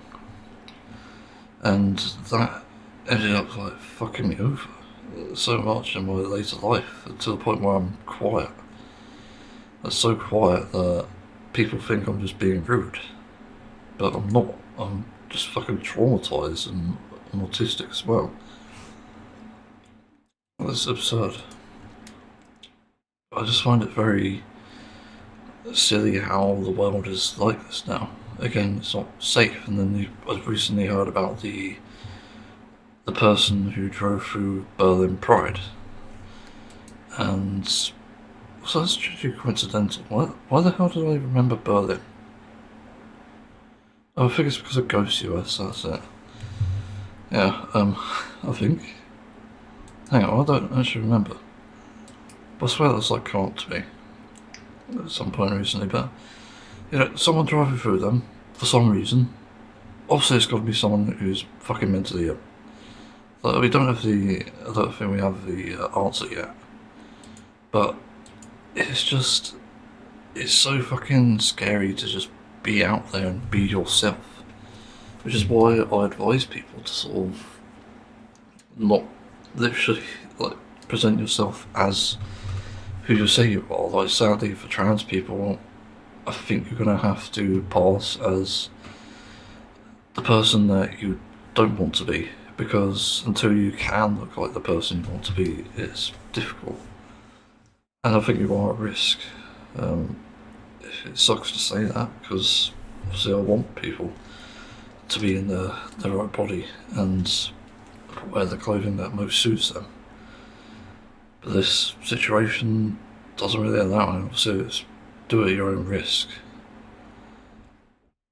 But it's just so shit when you consider all this. It's like, there's so much bad shit going on in the world.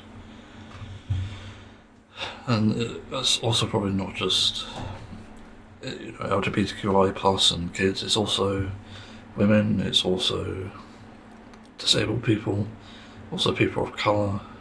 Did see something recently about that apparently. I didn't read it to be fair, but the title I saw was, which I thought was really interesting, that the reason why America doesn't have free healthcare is because racism is expensive. And yeah, that kind of makes sense, I imagine that's why police officers are not trained to just shoot in specific areas. I think that's maybe why you see that happen a lot in body cam footage. Just my theory. Yeah, as I said, it's just not safe out there anymore. And I think I had it quite well, luckily, growing up, even though I didn't go out much. I think the worst things that could have happened in my life, I fell on the hand's nest when I was a kid. Just not fun. I had to wash myself after that, get home and somehow wash myself of it. Don't know how I landed on it though, to be fair. Just playing a bit of soccer and just fell. Another time someone stole my cart thing. It was made for me. And the only other really weird thing was the trauma, but it's all the thing that came before that, which was a teenager flashing his dick at me. Like, he was 13. It's so fucking weird, and I was 8. Yeah, it's so bizarre. But that's quite base level compared to shit like this, where people will see like arguing on the streets, or even these attempts to kill someone. Nothing feels safe anymore, and it goes without saying, and weirdly enough, it's one of the sort of policies on, I guess, like reform in the UK that I can agree with, but it's not in the right sort of heart though. They're doing it obviously to tackle migration, but where people would actually want more police on the streets, it's to specifically like bring into protection around the neighbourhood and stuff, so people don't act like fucking idiots and monsters. I don't know anymore. Anyway, I have to go shit myself, so let's move on. This is a topic I started thinking about because I'm watching a Persona 4 playthrough by a channel called Crystal. Yeah, literally. And they brought up about whether something about hating themselves or herself. I don't know the pronouns, sorry. And it got me thinking about also where I am in life, and even in my situation where I have, for the most part, sorted out my shit, I still struggle. I have mental health issues and mental illness, so I can't really say I don't hate myself, because I literally do. The problem is I struggle so much with my mental health issues, and this causes a lot of problems in my daily life. For example, I can't have support where I am at the moment because of a lot of these issues I have. Like, I don't like people treading in my room with shoes on, for example. I'm really specific about that. I try not to tread dirt all over the place. Even then I have to wear slippers in my own room because I just don't feel like it's safe. Like, I don't feel like treading on it is like hygienic or anything, and that ties into the issues here. Why I keep feeling this way. It's probably OCD, which is the main thing behind it. But as well, if I do hate myself still, the answer is yeah. It's unavoidable. There isn't any way around this. There's a lot of aspects of my life that I just don't like either, on top of just hating myself. I can't get a job, have like over 8 diagnoses which will interfere with work, even interferes with my current life where I'm obviously sat here all day trying to follow hobbies and I can't do the hobbies either. I suck at it. Right now I'm good at tuning the guitar, but it's not great. It's not optimal either. And it just leads to more problems, honestly. But this is sort of what I mean. There is no avoiding this. So how do I not hate myself in this situation? I feel like I've been born with a bad hand in life, and whilst others have had it worse for sure, in my situation I feel like I've been so, like, I guess the term is like coddled, I guess. I don't even know what it's like to like, be in hardship exactly. Like, I've had hardships for sure. I've never had that sort of push, that drive to make me get a bit more tactical and stuff, push myself out there. I never really had a way to like follow my hobbies or anything. Nobody encouraged it. My father didn't, my mother didn't. So I never had a proper hobby other than gaming. Gaming's been my life for decades now. And whilst it's good for me, it obviously isn't making me money, it isn't making me necessarily a benefit to society. And believe it or not, I used to game a lot more a few years ago than I do now. In fact, now I only get like an hour, perhaps 2-3 hours a day to play games. That's because I put so much time into exploring other avenues of life, like hobbies and doing chores and stuff. I barely get any fucking time anymore. And again, the mental health issue, you might feel like, how do you stay at home all day with like 16 hours plus to do whatever you want and still not get enough time to do these things? Very simple. I'm mentally ill. That's what it does to you. Imagine me at work. Like, I'd barely get anything done there. It'd be like 2 hours of like workflow done in 8 hours. That'd be it. Though, to be fair, it might be a bit more because I'm under social pressure, but still, it only addresses one of the I don't want to call it an issue, but one of the things that helps me in life, which is a stress relief thing. That's a bit NSFW, but yeah. But that, even in that situation, is not going to be possible because I do just not work under that scenario. Again, how do I not hate myself? It's seriously a hard question to answer. And again, people, as with before, when they used to get their pants in a twist when they talked about this with me, they seem to think that there's a one-size-fits-all solution, but the reality is there's not. What works for you may not work for me. And that's something I've realised in life when I've picked up a hobby to try and do something with it, and years later I still end up barely improved. I have improvements, but I don't make strides like other people. I'm not composing a soundtrack, for example. I'm never composing bits of it, and I was offered to make one once, but I denied it because I knew that my music would be the laughing stock. And it seems like someone who doesn't actually understand music is kind of trying to encourage me to make music for them, and that's not a good mix-up. And I've asked for feedback actually plenty of times on music, and it's still not good. I've asked for feedback on artwork, and still I get a lot of people saying it's not great.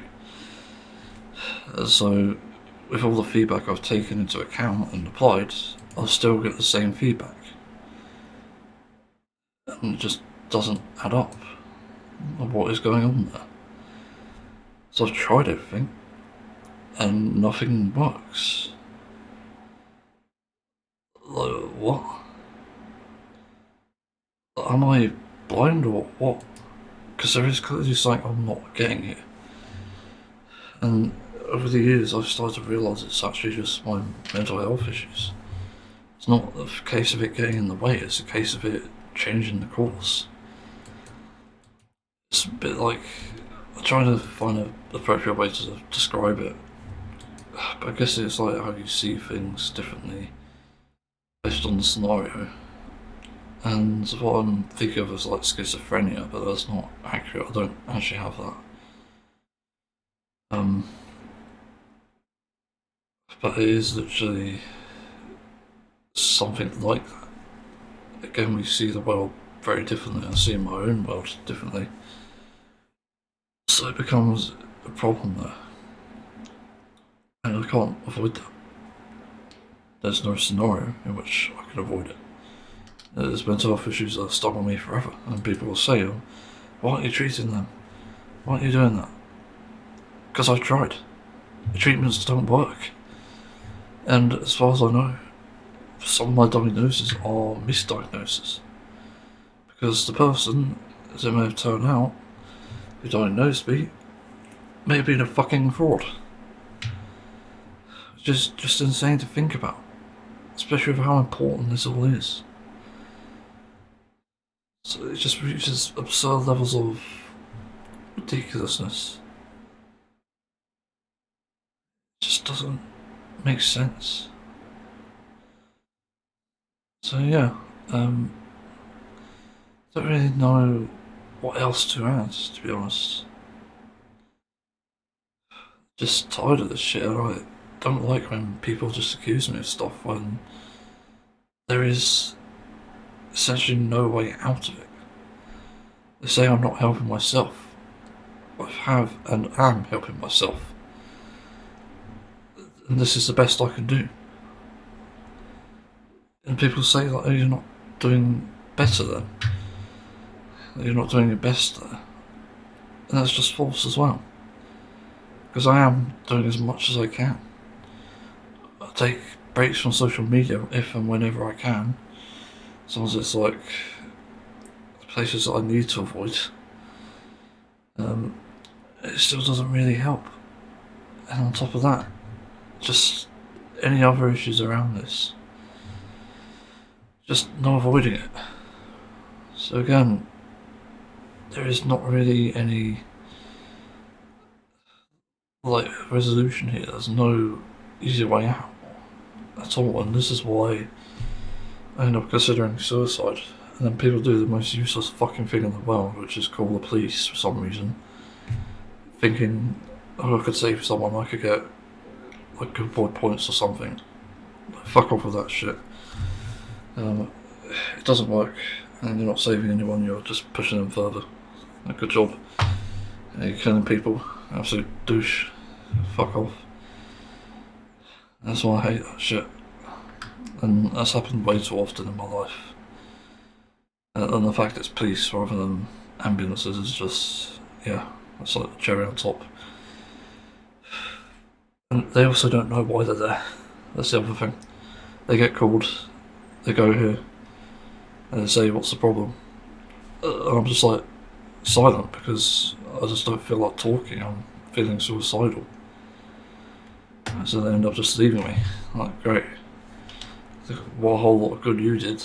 Fucking calling a bunch of policemen over to my house to do like a welfare check or some fucking thing. And that could have been done to actually do something good for society. To help someone who actually needs the fucking help. Someone who's in danger, who needs police there. It's just so fucking dumb. Yeah. Don't know what else to add, but it's probably one of the heaviest topics I've ever talked about. Because this is a reality. This is just what happens, and there isn't really any avoiding it. Anyway, let's move on. So, people wondering about just various aspects of life, wondering why the fuck I even give a shit anyway. If, you know, I want to see a better world and everything just getting better. But people wonder, like, maybe, why do I even follow this? Why do I try to be as moral as I can in day-to-day life? And I just find that I don't really care about what people think of me in the present. I care about what people will think of me in the future. And that obviously pertains to history, pertains to it rather.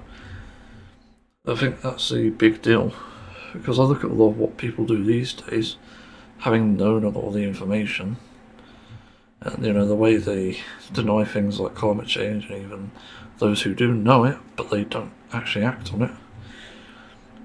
I try to think that what a lot of people do these days is just horrific, and it's the same way we frown at the mistakes of the past, and you know, things like World War II obviously were horrible, knowing what Hitler has done to the Jewish community and people in general, and you know, we look on that with shame, because some people supported it, and even then, there are things that we've done that are just not exactly things to be proud of when it comes to the world in general, when it comes to wars, when it comes to other things. And that creates a lot of problems, that's for sure. And I think it's really important to look at it as what we would look like in history rather than what we look like now. Because in history, you just don't want to be on the bad side. You don't want to be remembered like World War II or even Hitler, what he was doing, rather. That's more the Hitler thing in World War II than anything else. But again, we look at that sort of stuff, and then we look at something like the atom bomb that was like dropped on, I can't remember the name now, Nagasaki? I forgot the name in Japan, but basically it was dropped on there. And, you know, it's still like a terrible event. It's like fucking tragic. The amount of people who obviously died from that is just insane, and it's a war crime, obviously. It killed so many innocent people, and that, you know, stuff like that. It's terrible. We also look at the invention of the bomb and how that was just like terrible as well. And that seems to be a lot of the gist of what we look back on with shame. The same with incorporating like gun laws in the US. Just so many terrible things come off what we look at in history, and then we're only doomed to repeat it if we ignore the science. And a lot of people are ignoring the science even when they don't realise it. But you know, something like the climate crisis at the moment is not just a result of AI data centres, which people seem to scapegoat a lot, which is pathetic. It's the same thing that paedophiles do. But they ignore the fact that their food system is contributing to it, and they themselves buy into the food system, where the solution is a plant-based lifestyle and as few like emissions as possible. So if you can convert a car to an EV, go ahead, or trade it rather. If you can cycle to work, you do that. If you can take public transportation, though not recommended because apparently it's very shit, you can take that. And that's the point here. It's not about being literally perfect. None of these are perfect. But you are trying to do something, and it's where the government won't do it. So the government are entirely responsible for some of this, or for a lot of it. So it's just ridiculous. You find a lot of this shit, and it's like, what a fucking joke. It's like so stupid. Yeah, I don't get it anymore. It's just so fucking bad. The world is just getting worse, and also people giving into the poison as well. Like, oh, I might treat myself to a chicken today, I might treat myself to an AI slop. Fuck off.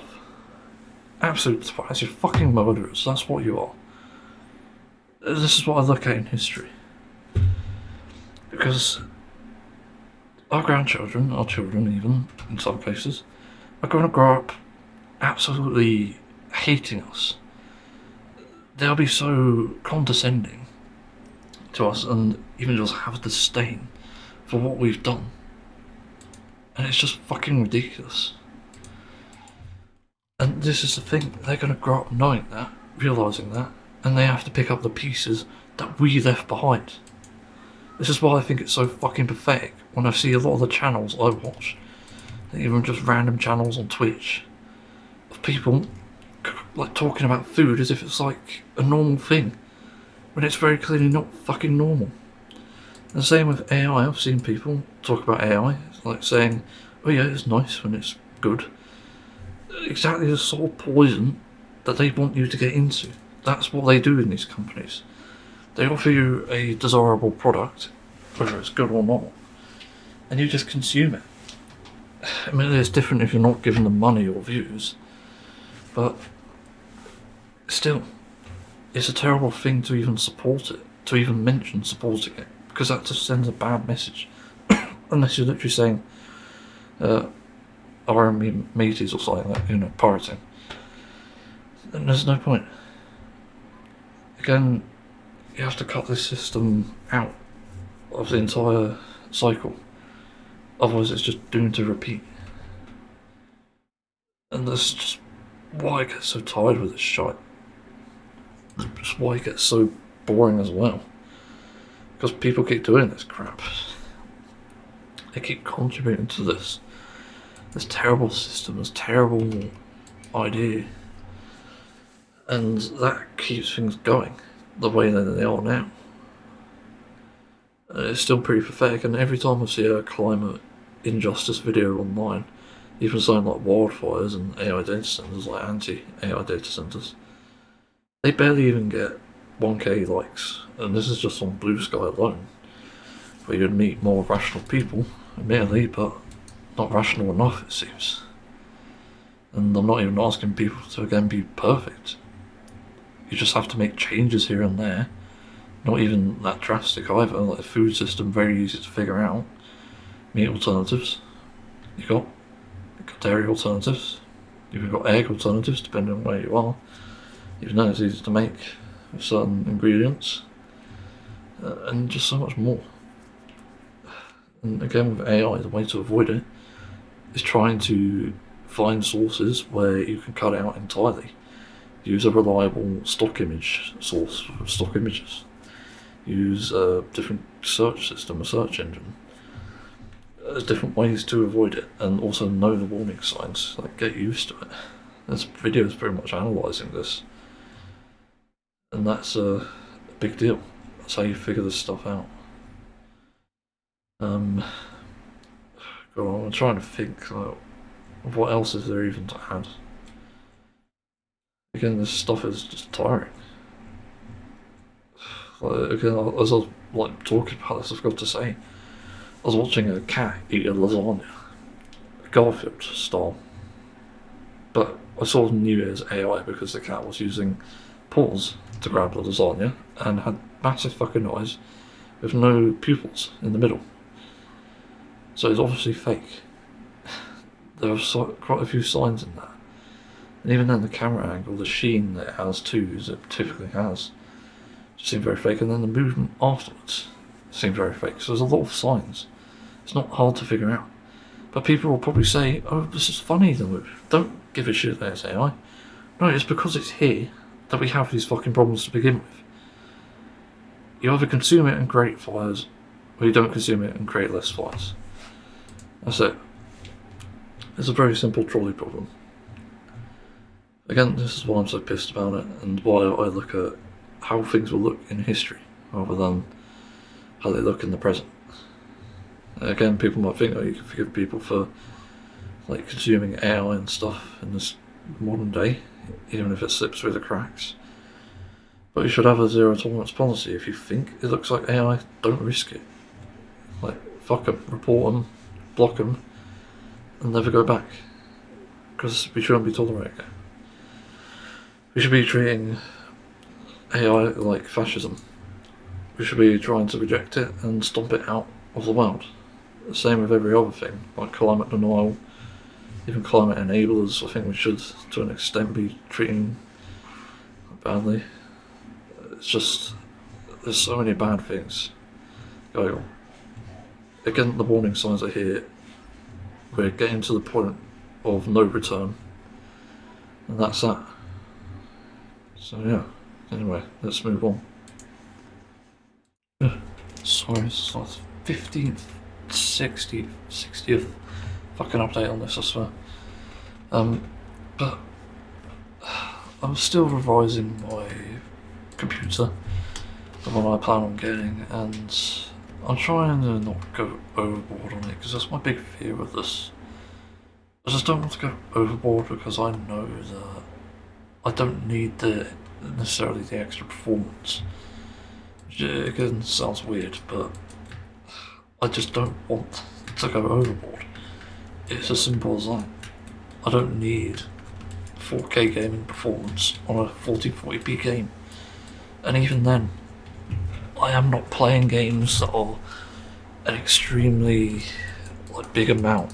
I don't know how to describe it exactly, but the amount of gaming I do is not big enough, especially with D-Rock and Final Fantasy XIV. Macmillan is probably the only demanding game I've ever played for my system at the moment, and even then the last demanding game I ever played was possibly, I think, Cyberpunk 2077. That was the last time that it ever became an issue, and that was just with RTX on. But obviously this 3070 has served me well, but it's had issues, and that kind of creates a problem, especially with the power issues that I've been experiencing recently. But this is what I mean by this.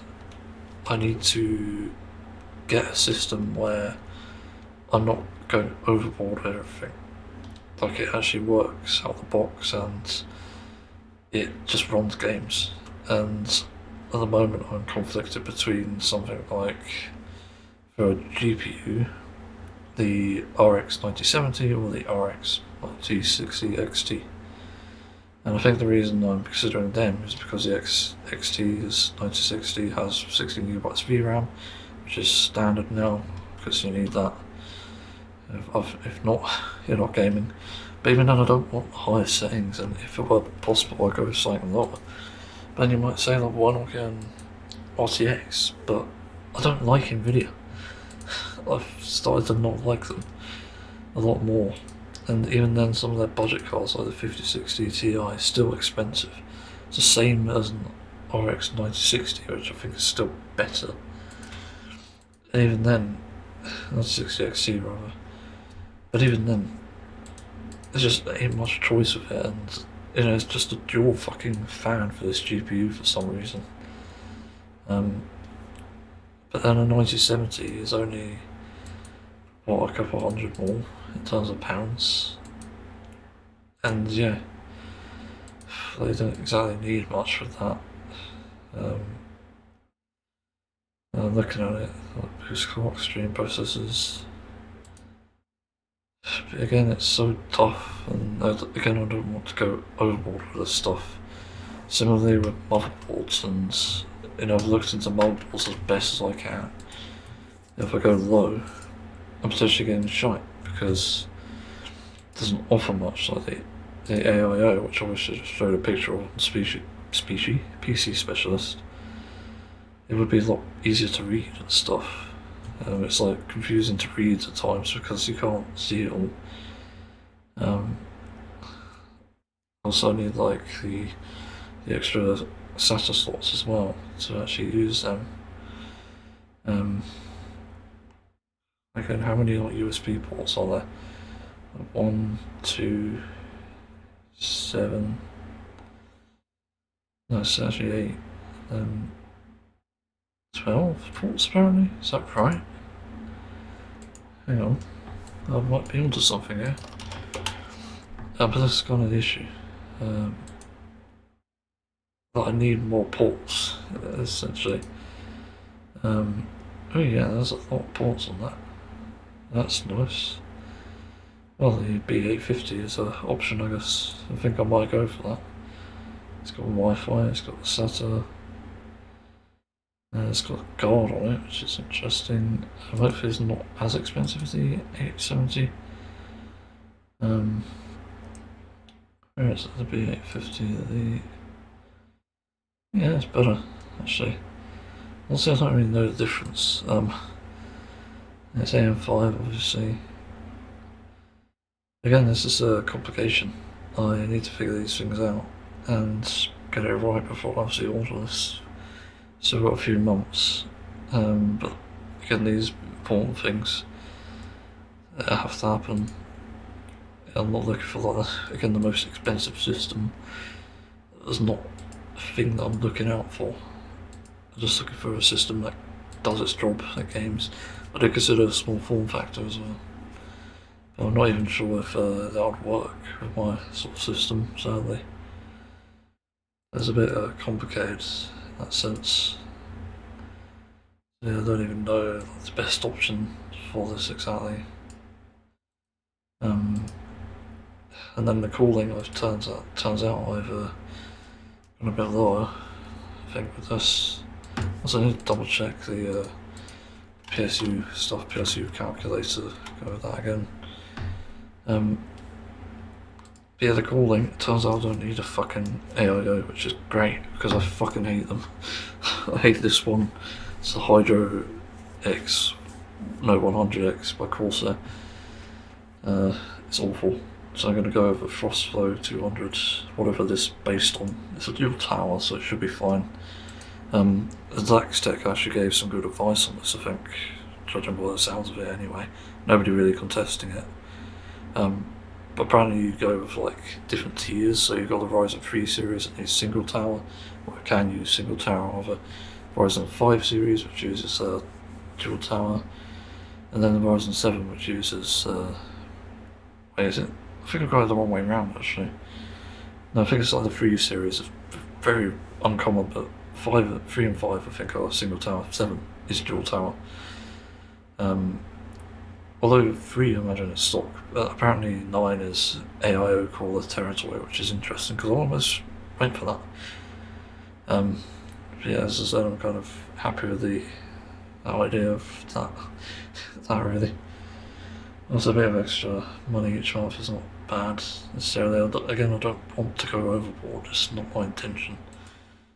And to me, it's just pointless to go overboard. It's very not great. But yeah, let's do the calculator again. Let's go RX 9060 XT. For some reason they only offer one model here, it's just weird. I don't know what the high-end motherboard is. A motherboard, desktop motherboard, that's probably RAM 2. Is it RGB? No. They had the RGB in stock, which is good. I was worried about that. I don't want RGB. It's just rainbow vomit. And even then, the only RGB on my system will be the graphics card and the front. And I don't need anything else, to be honest. It's pointless. You know, there's just no point. I don't understand the appeal with that sometimes. Let's see, cooling fans. Oh, this is going to be interesting because I put one at the back, aren't I? The calculator, where the fuck is fans? There it is. It's a 120, alright. 120, I don't know what the dual tower ones are, I imagine they're also 120. Do 3 of them, then I've got the front ones which are also 120. 6. So yeah. Calculate PSU, recommended 550. Alright, so it's actually a pretty friendly system for that. If you're using low efficient, I'm familiar. Okay, 550 watt, which is good. Although I don't know if they offer. Oh, that's a yikes. They don't seem to offer like cybernetic gold on there for some reason. Just bronze. Although they have bronze rating anyway. Stuff. I also want RME series as well. I don't really know the scene. Because this is the thing with braided cables, they offer stuff like this and then I don't know, they don't always have right things and that, so I have to look it up. But anyway, just wanted to update on that really.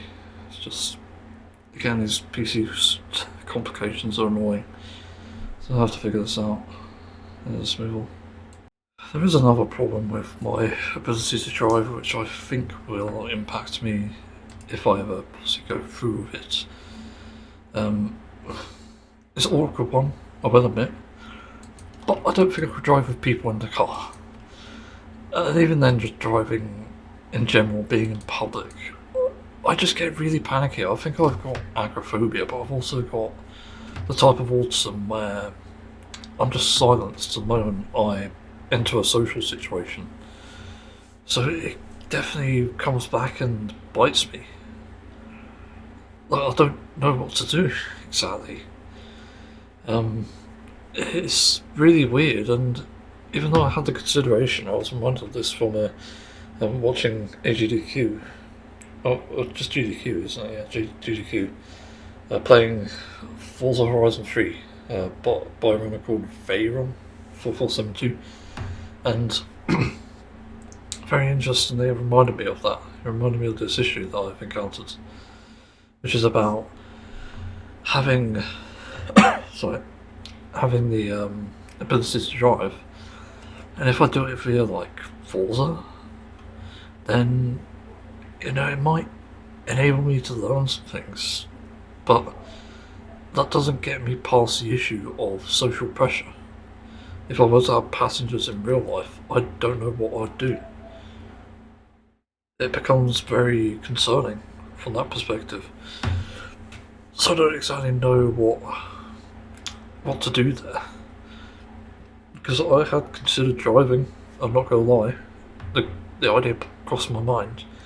And I was thinking of this when I realised that if I moved to a flat, I might need a better way to get by, and a cheaper way for that matter, and it seemed like getting a cheap EV and maybe, be able to park it. I don't really like cycling, I'm too fat for cycling anyway. But even then, like walking I could do technically, even if a long while.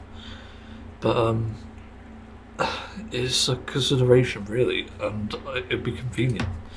I'll be able to get around places a lot more easier. If I need to go shopping, I could just go shopping. If I need to go to the doctors, I just need to go and get in the car, go to the doctors. It's not a hard thing to do, I don't think. But the aspect of like socially driving is just absolutely terrifying to me. I'm not gonna lie. It's so terrifying to me because it really is like a rough spot. Being I'm autistic, anxious, OCD, agoraphobia. There's so many different things, and then I'm worried. This is the main thing. I'm worried I'll just be judged for how I drive. I'm not scared about people saying that I'm going like too rough or too slow. I think I know what I'll be able to do if I'm in the, whatever you call it, in the car and know what it feels like. I'm not scared about that. If I know it's reliable like that, then I know it's reliable. But if I'm in there with other people, which may happen if that ends up happening, then, I'm going to be judged for it, aren't I? And if I have an accident or a mistake, and also I need fucking insurance, because I'm pretty sure that's not covered like house insurance is, so I don't even know all the technicalities in it as well. It's a bit hard to figure out. So, again, it's kind of confusing. I just don't know exactly how to go about that. But it scares me, I'm not going to lie. So, I really think that this situation is kind of rough, and the perspective of things, for lack of a correct term. Just don't think I'm going to be able to drive ever. And even then, if it was like a bike situation, I'd happily use a bike. Not a motorcycle, but just one of those electric bikes maybe, and you could just obviously pedal it. Obviously, I don't really mind if it's heavy. I could probably do that anyway. The funny thing is if it actually runs out of power, I think I'll be able to pedal that fucker. But go fucking all out. Yeah, it's very weird. I don't really know the best solution. Anyway, that's about it, so let's move on. So I basically figured out the tech problem. Sorry. So it turns out the 9800X 3D failures are just select views of Wont. And you have to, I think, notice that I think the only people who ever report on it are those who actually have failures. The others who have it and haven't had issues don't really care or don't comment often. Which is very interesting because I think it's helpful to say if they didn't fail. So I'm fine with that, it seems. But I discovered something new in searching about my components so far. So I repeat what I've got. What here selected: a Ryzen 9800X 3D, a Gigabyte B850 Aorus Elite, and I've looked this up as well. I asked around, and apparently you just need to update the BIOS.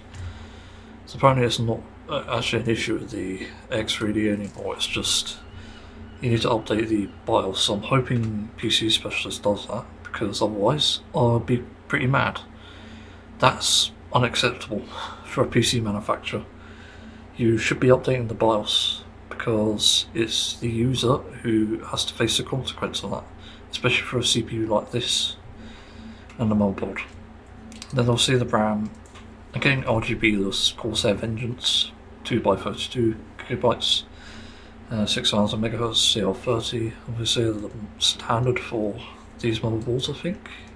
Yeah, for AM5. Yeah, I'm an idiot. I was doubting myself for a second there.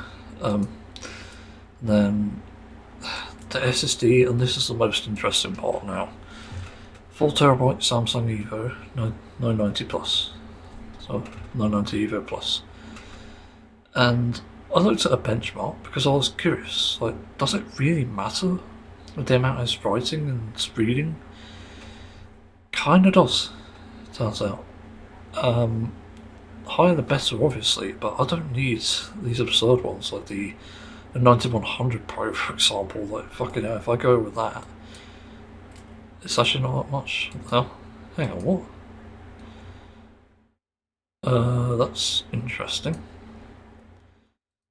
Why there's... That has to be a bug, right? Because they were quite a bit of money anyway. The 8TB one is for sure. But I'm not sure like whether to get the Pro or the other one. But the thing is, this is the interesting part. It turns out they can overheat. I didn't even know this. It's very interesting. It's Evo Plus versus 9100 Pro. Because I didn't even know these were a thing, really. This is new to me. Having the heating be a problem with this, which is fascinating. And it has heat sinks apparently, so I guess it's a good thing to have that and on the motherboard. And I discovered that's what those are for. That's what the shields are on it. So yeah, I'm going with that. It seems maybe I'll see what the 9100 is like, and then power supply also is just going to have to be what's here, which is a Corsair 550 volt CX series, or SEX series, wait what. And then the processor cooling, PC Specialist Frostflow 200, no idea what brand it is because it doesn't exist. I always assume they like pave over current brands, which I find a bit weird. But this will do for me, it's a dual tower fan, so it'll work, and then that's about it for that. There isn't anything else to the PC other than the case. Actually, I forgot to mention that. I'll just go for standard Fractal Meshify 3. It seems like the best option. There's also an extra case fan, I forgot to mention that. The extra case fan is just a Thermaltake tough fan, and they'll go on the exhaust, obviously, hopefully. Because I know these builders aren't idiots, I don't think. Mine was well built. The cable... what was it? The cable management was actually done pretty well, but I'm hoping they don't screw this up because I'm a bit worried about that. But yeah, honestly, it's looking like a pretty good PC. The RX 9060 XT would be an interesting thing to try. Hang on, what? Oh, it's like one HDMI, okay. I was wondering why there's like a ports on there. I was just thinking that what? It's weird that they don't come with like 4 ports, but maybe that's something to do with performance. I don't know. It's very weird. I'm not sure about that exactly. What's this? Extra storage. Yeah, there's only 3 SATAs on the power supply, which is interesting because I happen to have only 3 SATA things. I got one for gaming, one for what was it, cloud storage, I think that, and backup storage, and another for like, other backups as well. So yeah, I don't really know what else there is. I did think about adding a thingy to it, that's not a sound card, but an actual like what was it, a USB storage, but it doesn't really need any.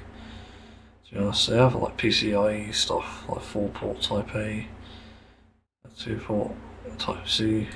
I don't really need that. I don't really need a capture card, or they're always useless. That's the thing with capture cards that I hate.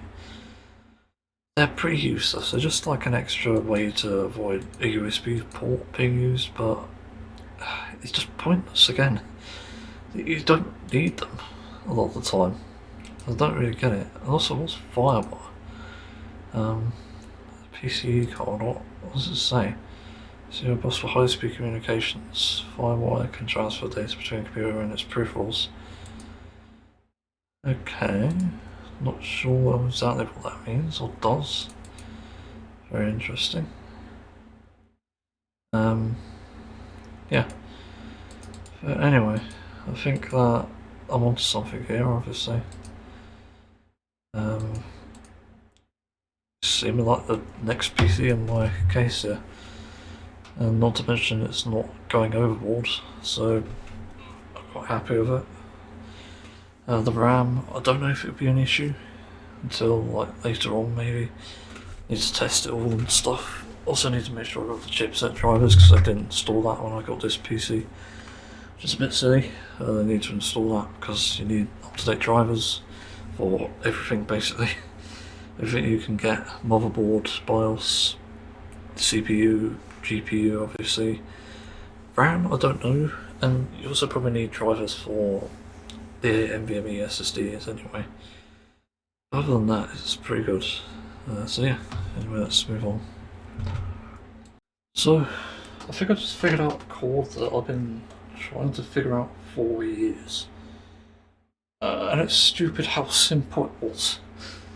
And how much it made sense when I finally found it. So, there's a track called Lotus Forest by Xeon, who is also a Toho cover artist but does different styles. This one happens to be some sort of like rock/metal. And in this track there's this very interesting chord shape I could never figure out. And it really bugged me for so long. But it's like the intro chords, like not the start of it where they just do like a chord scratch sort of thing. Do something like that. But it turns out that the chord is actually this. Something like that. And the finger goes inside like this as well. So yeah. It's really good. I'm so happy to have discovered that because it's like I've been waiting for so long to figure that out. And yet it's just a symbol. It's like this chord. The difference is you're going like I think this is, I'm not good with music theory.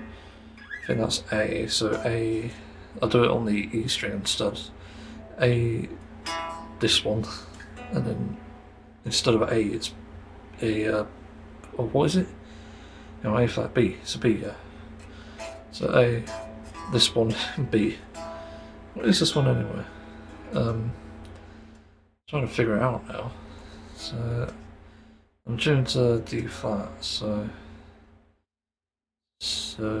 wait, what? D flat, D, E, F. So yeah, it's like that. A, F, and then B. So, but it's actually not that. I've got it wrong again. That's like this standard chord, A, F, B. It's actually this. It's kind of simple. It's G flat. So A, G flat, then B. Yeah. It's an amazing track though. And it's actually been like a thing I've been trying to learn for a while, whilst trying to figure out as well how to making music. I want to make a track like that. I literally plan on using it as a reference one day, and to know that is actually pretty insane. But that also may be one of my favourite chord shapes, because it's got so many like strange elements to it. It's got a different root note to its sort of resolve, for lack of a correct term. Also, I'm not a music theory person, so I wouldn't know. But that's what I love about it. It's just such an interesting shape. It's long, obviously. It's hard to play if you don't have long fingers. I have pretty small fingers, so I have to play it higher up instead, although it's tuned to E flat, so you can do it with open strings. Maybe it's played with another like chord, like power chord instead in the next bit, the next section of that track. Man, what a fucking relief it is to discover that for so long. I think we finally die now? Question mark? Hook. Well, I've got a few things to talk about this morning, weirdly enough. Power cut, might as well just get out of the way for some reason, whilst I was asleep. What? Like, something is wrong with this place, and this is partly why I want to move. Why the fuck are there so many power cuts? It doesn't make sense. We're not even like drawing tons of power. In fact, the size of this place is like a third, or maybe even like a fifth actually. It's probably even smaller than that. A fifth of where I used to live. And we still get power cuts here. Again, something doesn't add up. And on top of that, I get notifications for it, but I didn't even get a single fucking actual like notification as to what it was, why it happened. I got told that it happened, but not why. So again, it's like fucking absurd. I just can't understand this shit. It's so fucking terrible. Anyway, the other thing I wanted to talk about was related to PC gaming, I suppose. Yeah, I'll do 3 topics in one, why not? There's a post on r/PC Master Race which I responded to.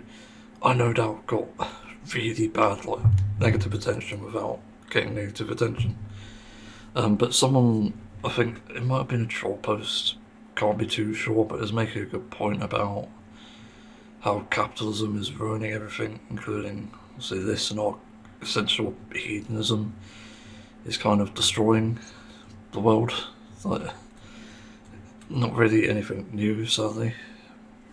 And yeah, but it's more like hedonism in the sense that they're supporting NVIDIA and stuff, and they just bend over backwards for AI.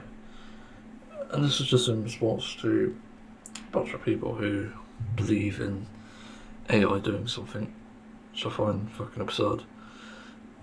But yeah, it's so stupid. But I responded and I explained my point. I said that, you know, we want to get rid of capitalism, but the only way to do it is rebellion.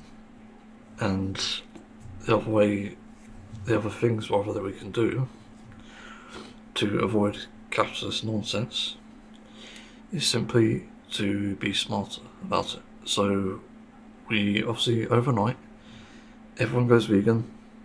I forgot to mention this, but we drop like fuel transportation in favour of either walking or cycling, or buses or taxis or whatever.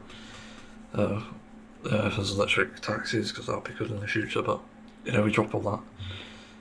We convert to a socialist society, And more importantly, for the places that have not and will not change, you just have to do direct action. You have to be disruptive. Those are the, I don't know what to call it, like cornerstones, I guess, of how you get change like this, how you stop capitalism from absolutely running us over and killing us. And to me, this is how it works, but I could be entirely wrong. Really, this is just theorising, but I think it is important. I really do think it is an issue to be addressed, because this shouldn't be able to stay, it shouldn't be able to land. Frankly, it's ridiculous that we're in this capitalist situation, and on top of that it also bleeds into other areas, and it just makes no sense. But part of the thing that annoys me about this too is a recent story, and I don't like reporting on stuff like this because it is like tragic, but a recent Pride festival in Berlin. Where is Berlin anyway? At Berlin. I've got to Germany. I had a feeling it was. Yeah, in Berlin Pride, some twat drove through a crowd of people, injuring, I think it was, saw 29 and killed 1. So luckily it was just injuries, but fucking hell. There's still 1 person died, and that's terrible. And you have to remind yourself on this that one of the bigger issues we have here is people just don't have an education, and with that comes this. It comes with hatred, it comes with disgust, it comes with everything wrong with the world. So it just gets ridiculously out of hand. And yeah, that's why I say it's so like dangerous.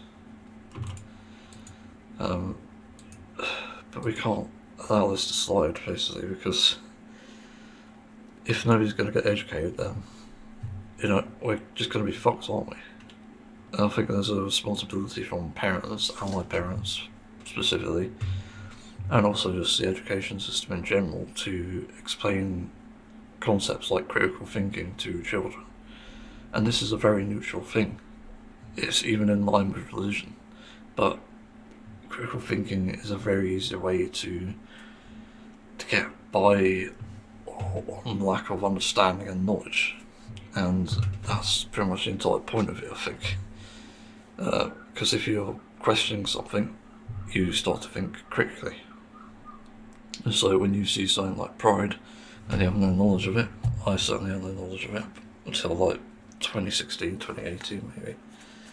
But when you look at something like that, you didn't even know existed until that point. You know, you start questioning it, and you know, that's good. But if the questions aren't like critical, and they're just like, well, what's the fucking point? Why do you have Pride? And it's just ignorant. And it's okay to ask a question like, why do you celebrate Pride, for example? Because everyone has a different answer, and everyone sort of has an idea of what it means.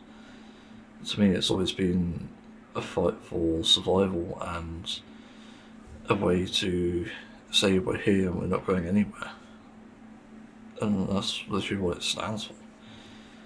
It's also to show the world that it's normal, that you shouldn't be ashamed of who you are on the inside, and even the outside, and obviously cases for like trans people and gender identity in general. But I think that's so important. But the thing is, you're not going to change it. I think even if you come out of it questioning that stuff and then start to realise that actually there ain't really a way out of it, then, you know, you're kind of screwed. You just have to put up with it. It doesn't matter what you think about it, you have to put up with it. That's your problem. And as I've said in the previous post as well, I warned people about things like AI, for example, making it erode trust in humanity, and it's already doing that. And imagine what it's going to do for minorities when it comes to disability, when it comes to race, when it comes to sex or gender identity, when it comes to sexuality. Again, it's just going to get dangerous, and you know the moment that Grok starts saying that paedophilia is normal and it's a thing that's fine to happen, that's when you know AI is really fucked. And yeah, I'm pretty sure that also breaks international law, so I don't even know why the UN aren't even going after that, but maybe the UN is for the paedophiles. Who knows? Won't surprise me at this point, because everyone seems to be one of them anyway. This is exactly what I mean. It all sort of relates, and with the internet dumbing people down, especially the propaganda, the corruption that ends up spreading lies and misinformation, people believe that it's truth rather than doing research on it and getting another side of the story. You end up with a really dangerous mindset, one that kills. Hence, probably this. And we can't know because I think the driver was basically shot and killed. But I think it's assumed that this is the motive, because obviously quite a few people were obviously hit in this incident, and yeah, you wouldn't do that on accident. On purpose, like that definitely seems like what's happening there. But man, it's so fucking ridiculous. This is exactly what I mean. This is why I think there is a possible world where, even in an ideal leftist or socialist society, we may just need to get rid of people who are just not beneficial to society and just are a danger and are a threat, hands down. Like, there are questions to ask about that and certainty to be had, but there are definitely people who should not be in prison taking resources when they themselves are a big threat and they themselves cause issues. Also, it doesn't need to be a big public thing or even like a vigilante sort of thing, but we need to do something about it. We are in one of the stupidest ages in history, probably. And it's a repeat of others, weirdly enough, but we're just stupider because, again, platforms are using an algorithm that ends up preaching to people how, they're not masculine enough, they're not strong enough, they're not successful enough and stuff. And that gets people in a panic, and it gets them fucking mentally ill as well. So they end up blaming everyone else. So they see something like Pride over, see the people in that and get jealous because they won't have that. They won't have a Pride event for themselves to be able to succeed in life or anything. And it's fucking absolutely ridiculous. That's exactly what I mean. The world is a dangerous place, but it only gets more dangerous when you let capitalism win. And I've told this to people many times, like, you have to give up your McDonald's, you have to give up your KFCs, you have to give up your Nvidias, you have to give up your AMDs eventually as well. Assuming there is competition afterwards, I'll give up AMD. But it's just waiting to see the competition. And even then, Intel's not great, for example, for hardware. And yeah, it's just quite a few things you have to stop doing to make sure the world is better. I just think, again, there's so much trouble in the world. That's sort of why I address all this. And that's pretty much what links it all. Just corruption, a lack of critical thinking, and just inherently evil people. Again, one of the things with LGBTQ+, I have to mention, same with minorities in general, is that they don't choose who they are. Like, what even needs to be said, you can't make your skin white, you can't make yourself straight from being gay, you can't make yourself a man from being necessarily a woman, as in, you can't present as a masculine person exactly, or just someone who's not vulnerable. I'm not sure how to explain it with women, to be fair. There's also I'm one myself, so it's not so fair to say. They could definitely transition and pass. I've seen that before. But the problem is women are just vulnerable, and you can't change being born a woman. That's the harsh reality of that.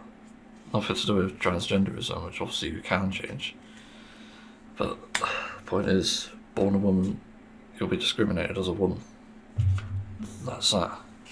It's a sad reality, and I wish it was different. But again, you can't change that necessarily. Nobody can, not a single man can do that. And and there's also disability. Some people are born that way, some people develop it. It's very different for each person. I know with autism and OCD and various other mental illnesses, I did not choose these. I do not want to choose them. I'd rather have like one thing or the other, but there's a lot of things that I just don't want in my life because it just doesn't help me. Anyway, let's move on. And there's something I realise, and this will hopefully be the last topic. So I didn't realise about my PC and what I'm doing with it makes a lot of sense. And it really only occurs to you when you realise the state of hardware now and what it will eventually become is essentially going back to the good old days. I saw this comment on PC Master Race which I thought was interesting about something related to a hardware shortage which will last until 2030 or something stupid. So obviously it's a good time to get a PC now. That'll last me another 5 years. But it means that demand for games and consoles will go down. And until they offer something of the same price, same affordability, there isn't really much you can do. And at this point, the outrage around hardware not being able to run something will become mute, and it means that developers and obviously publishers who are obviously funding these games, I think, to an extent, they'll have to be creative. Meaning, when we see a new game release, we're not looking at another Cyberpunk, we're looking at more like something like Hi-Fi Rush or a remaster with little to no like major improvements in their graphics. And I think this is a good thing in a way. The reason why I say that I've accidentally future-proofed my PC is because the demand for the hardware is exactly in line with what I'm getting. As in, things will be more CPU bound apparently, as that's how it works. When it becomes lower settings, it's less reliant on the video card and more reliant on processing power. For some reason, as the resolution does. And it's usually at 1080p where it does that. But 1440p, it requires more of the video card. But in certain instances, it means that games with specific design will run just perfectly. You know, Final Fantasy XIV will run fine on this system, I think, and that's probably the main thing I'm going to be playing on it. Obviously, as new games come out and we try other games, it's going to have some very interesting results, I think. So we'll see something like, I don't know, Elder Scrolls 6 maybe, having a few trailers, and they'll start to realise that actually they can't release it with this insane graphical fidelity. So they have to downgrade it and make it playable on an older system like maybe my old GTX 970. That is stupid, but that is actually the reality. So they'll have to cut a lot of fucking corners in that to make it playable, and even then, they could do a really like super high graphics version for the people with the hardware, but it'll be for naught. Like, it's just a waste of time and money. So, technically speaking, if we go back to the good old days of our Nintendo 64 graphics, we are not disadvantaging ourselves in the slightest, at least to my knowledge. I think this is just something that will happen. It's just not going to surprise me in the slightest. And if it does happen, then sure. No, I'm not going to fucking complain because I actually think it's good. I think if we get more like this, it will be pretty nice. I could be wrong, but to me this is how it should be. How it should have been from the start. I think that just demonstrates the power of limitations and what obviously we're working with back in the day. Also, we're not going straight to 64 graphics, but who knows, at some point we might. Because the hardware, and this is the other thing, of how expensive it is to make hardware and the amount that we're getting for it. For example, the price of a Nintendo Switch 2. 400 quid in the UK for me, or it's about 380 I think, technically speaking. And that's got decent hardware in it. It's not the best hardware, admittedly, it's a bit shit compared to obviously what we've seen on the Steam Deck.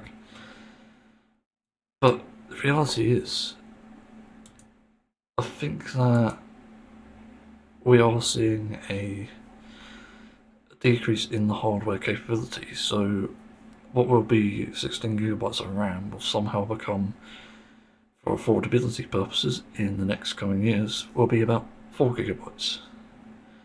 Again, the limitation, so a CPU clock, admittedly I don't know enough about CPU, I know there's like cache and stuff, but I don't know, it would go from 4.7 to about 2, like tops. Now, depending on what it uses in terms of hardware, obviously it could still stay the same. So we've always got that, and maybe they'll find ways to utilise the CPU as a memory. Like, who knows, I don't know exactly how it all works, so I could be entirely wrong on this, saying nothing. I really think that there is something here that could come of that, and it's almost beautiful in a way. I played Beaker in the Witcher's Mountain recently, it ran really well, but it seems like it could run on pretty much any system in the last 10 years with no problems, which is incredible.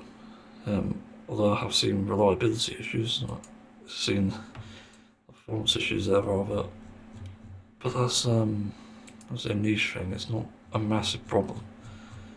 So, not even really a big deal there. Not a deal breaker. I really do think that we are seeing kind of times change here and things moving on for the better in ways, I suppose.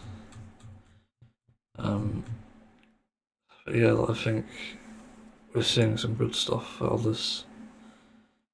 But also bad, obviously, because we can't play the games that we used to. I think that goes without saying. I think we are going to witness that, which is unfortunate. So yeah, I don't think it's interesting on my PC as well, because it is future-proofed for sure.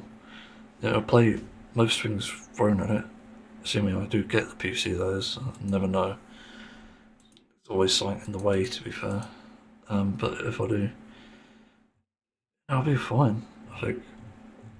And even then I'm not fussed about getting like the best thing out there, I just want something that runs games at 4040p at reasonable settings, medium or low, I don't care. As long as I can play it. And high textures, obviously, I think that's pretty much a given, but post-processing I can sleep on a bit. Depends. But yeah, as it pertains to video card, it should be fine as well. But it's more future-proof than most other hardware, and even then, even though it's like quite modern, and it's stupid to say, I think even if I went for something that was a core of the power of the current system I'm looking at, it would still run modern games, because again, they have to accommodate that hardware essentially to make it become, well, to make it become playable and stuff. So it's like, yeah, what do we even do here? Yeah, I don't know what else there is to add here. I just think it's really interesting to think about.